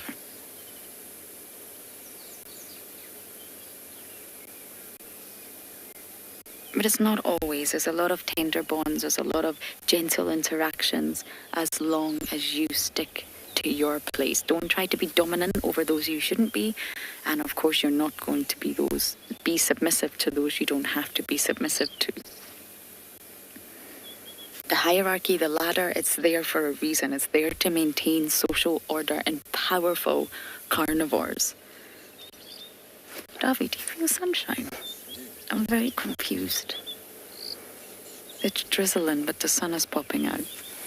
Hey, in teams, you beautiful girl. What did you eat?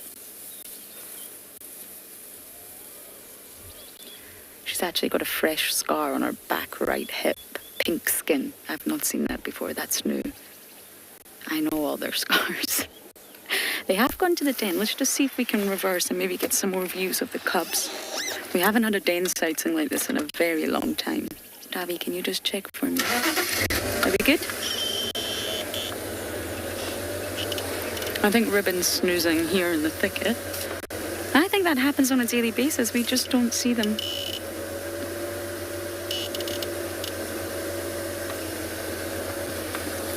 And Ntima is walking off, so this will be the last visuals we have of these spotted creatures, and then we will leave.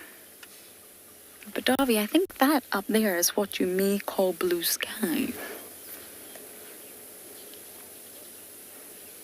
The weather has been toying with us all day, but I do think that sun is going to break through, clear up all the grey clouds, and it may turn into a wonderful afternoon where we complain about how hot it is. It's not a safari if you don't complain about the weather in one way, shape or form.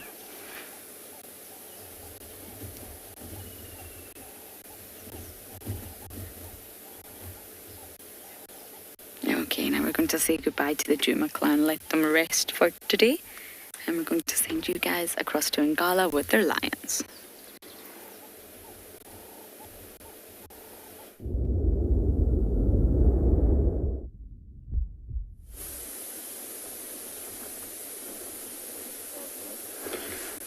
Welcome back everyone, and look where this Lioness has moved. She's gone up onto the top of the bank now. She did spend a bit of time lying with the rest of the pride. And every time she goes up and has a look around, it looks like she's looking for any signs of a prey species, some food that she might be able to catch, as well as just checking that there is nothing around that could potentially threaten her and her youngsters. She has moved up the top, so we're not going to be able to move to get a view of her again.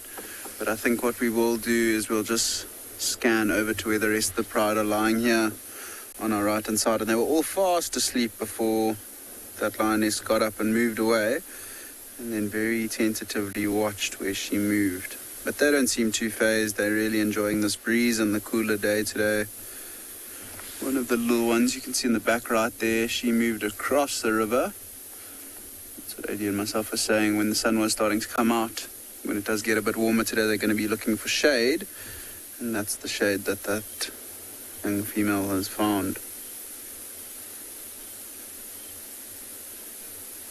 Amazing to watch a lion that's got water all the way around her. It's not something that you see every day.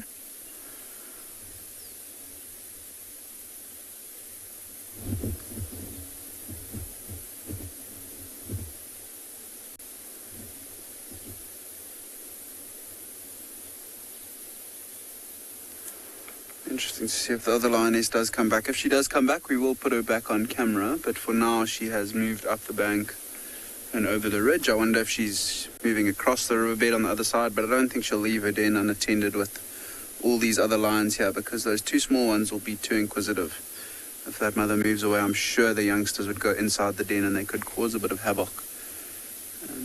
We've been speaking about it with even the smaller three, the three cubs that we've been seeing quite regularly, the young ones. When they were first introduced to the pride, these little ones were very, very inquisitive. And the mother of those three was not too happy with these ones playing with them and moving around them, because one play that turns into a bit of a fight and becomes a bit serious. Well, I heard the francolins alarming, so I'm guessing this lioness might even have walked across the riverbed. With these older ones, the 1-year-old cubs playing with the very fragile newborn cubs, they could injure them quite badly and even kill them if they play too aggressively. They're all fast asleep now, except for that lioness on the far left. The young male's just woken up as well. Got a nice resting spot for his head on his front right leg.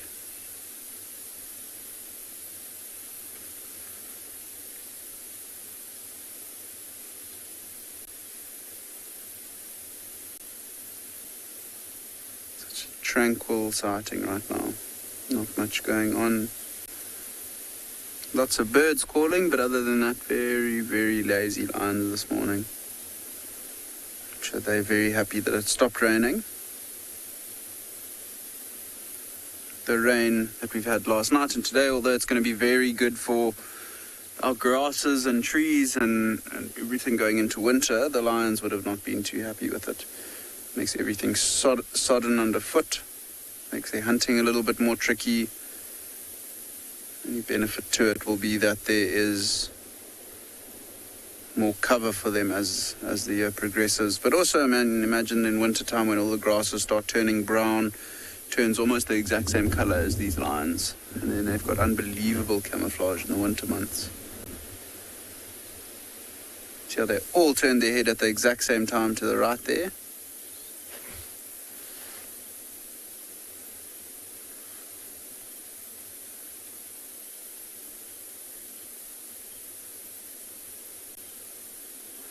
So Noble Rabbi asking, do lions have different digestion times for different animals? I don't think so. I think any meat they eat, they are able to digest as quick as other meat. Maybe something like a rhino, hippo, or elephant might take a little bit longer to digest. But I think most meats that they feed on are pretty similar to each other. So whether they're eating a wildebeest or a buffalo, I think if they eat a kilogram of wildebeest or a kilogram of buffalo, they'll digest that in a pretty similar time. But of course, if they eat 10 kilograms of buffalo compared to 2 kilograms of wildebeest, then they're going to take much longer to digest the buffalo. The more meat they eat, the longer it will take them to digest.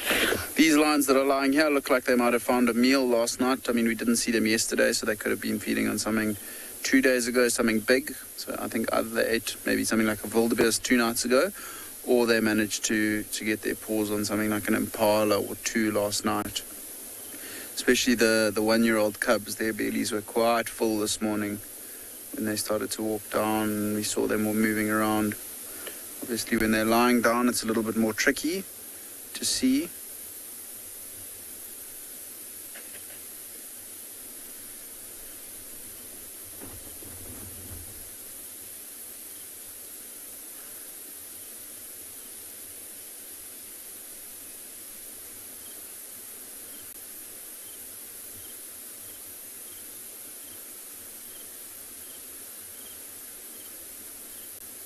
The lazy bunch this morning.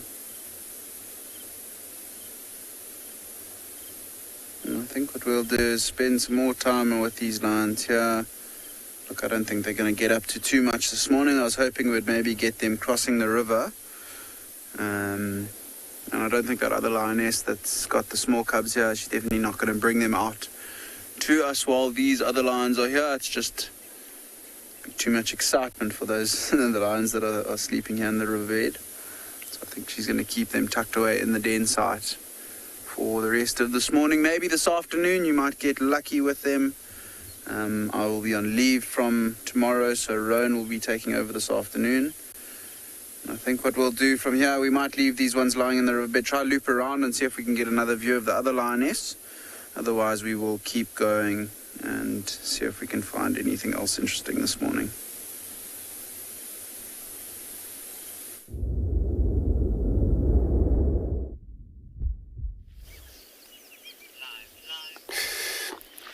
Thanks, Nikki. So we now came stop with Impala, which when we get here, they were all just not happy, running around. And it was actually quite a few of alarm call, but now all just quiet, but they all are aware of checking around. It's quite bushy out here, so we'll all just stop and hopefully whatever it is. And we're in actually the boundary here, which is the western boundary again, Triple M, which is separating Simbambila and Djuma. So we're hoping if anything then comes our way from that property.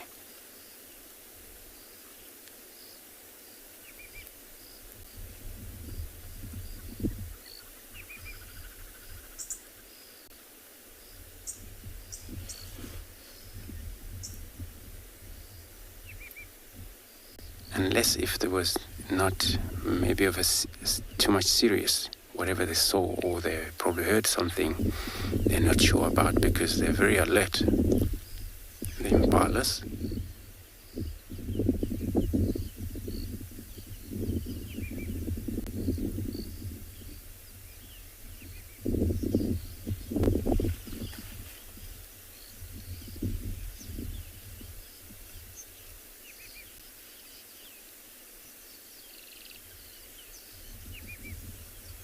And they're in thick bush, but at least it's a little bit of a mound that they iterate at the moment, so they can able to see around.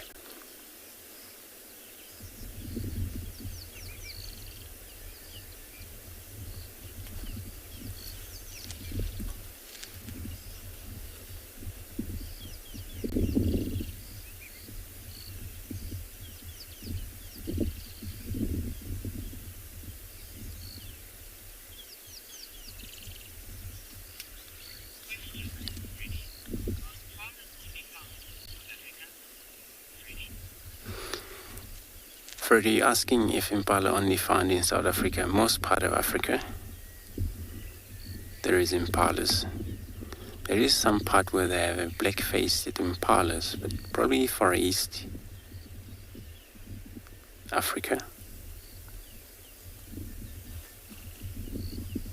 But they are well spread around, impalas, quite a lot in Africa, so you see them quite often everywhere you go.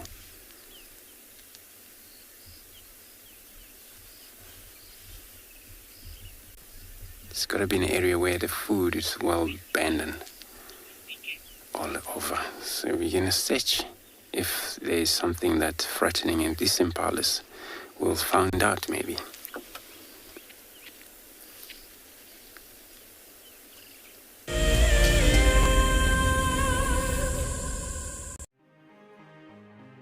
Hi, I'm Lisa. I'm here in Northern California. This is an Anna's hummingbird. We love seeing him because he brings a little magic and energy to our cold, wintry backyard. In the winter, they politely visit one at a time, but in the summer, they gorge themselves in groups to prepare for their long migration south. As the hummingbirds fly south, over 1 million of these Canadian geese travel the Pacific Flyway from the Arctic to spend the winter with us. They like wetlands and we're in a drought, but they seem pretty happy on the dry bank of Folsom Lake here. This has been a tough year everywhere, but one good thing was we found WildEarth, who encouraged us to relieve our stress through nature. There's a saying that a distraction is momentary, an escape helps you heal.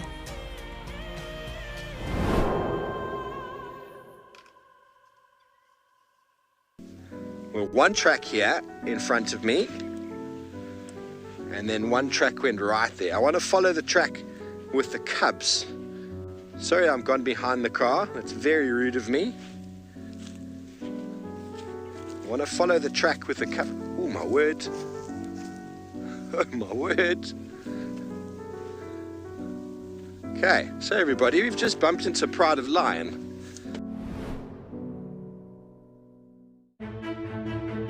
I'm Nikki here at andBeyond Ngala in South Africa. I love getting questions from viewers about all the small things within the environment and how it all is integrated with one another. If you want to ask me any questions, please simply register with the WildEarth website, head across to the Live Safari page and then post your questions there. I'm looking forward to chatting to you on my next WildEarth drive. Okay, there's another big male coming in from our left here. Another big male, look at this. This is the one. Now you're going to see sparks fly, guys.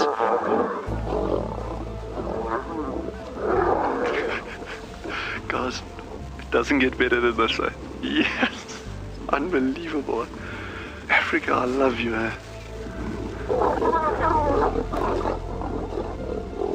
Expect the unexpected here on WildEarth daily.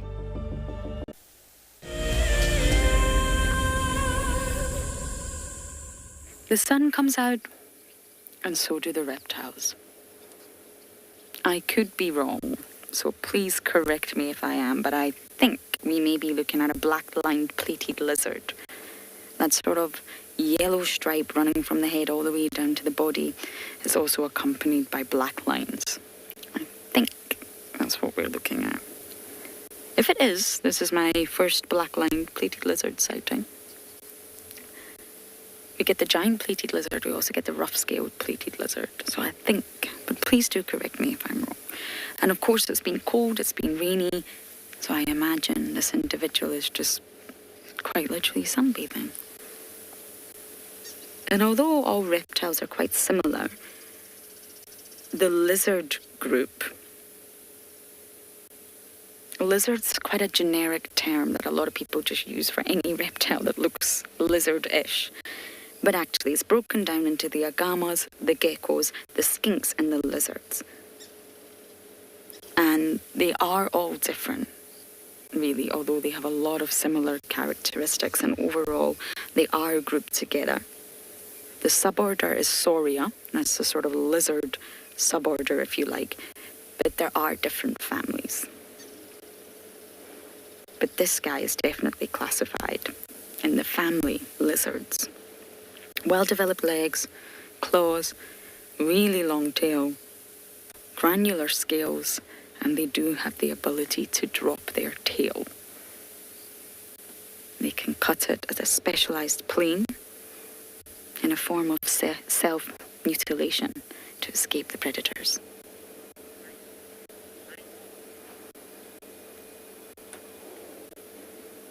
It's called autonomy. It's an excellent way to escape predators. It's cut at a very specific plane. It's not just randomly anywhere on the tail. It's the abscission zone. There's a specialized plane there where they're able to just completely cut the muscles, the blood supplies, and allow for loss of the tail.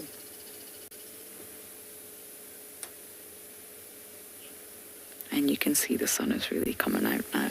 Oh, glorious. Probably going to dry up all of that moisture and allow for a wonderful afternoon. It'll bring out all of the insects, all of the reptiles, all of the ectotherms, those species that require the sun to get moving.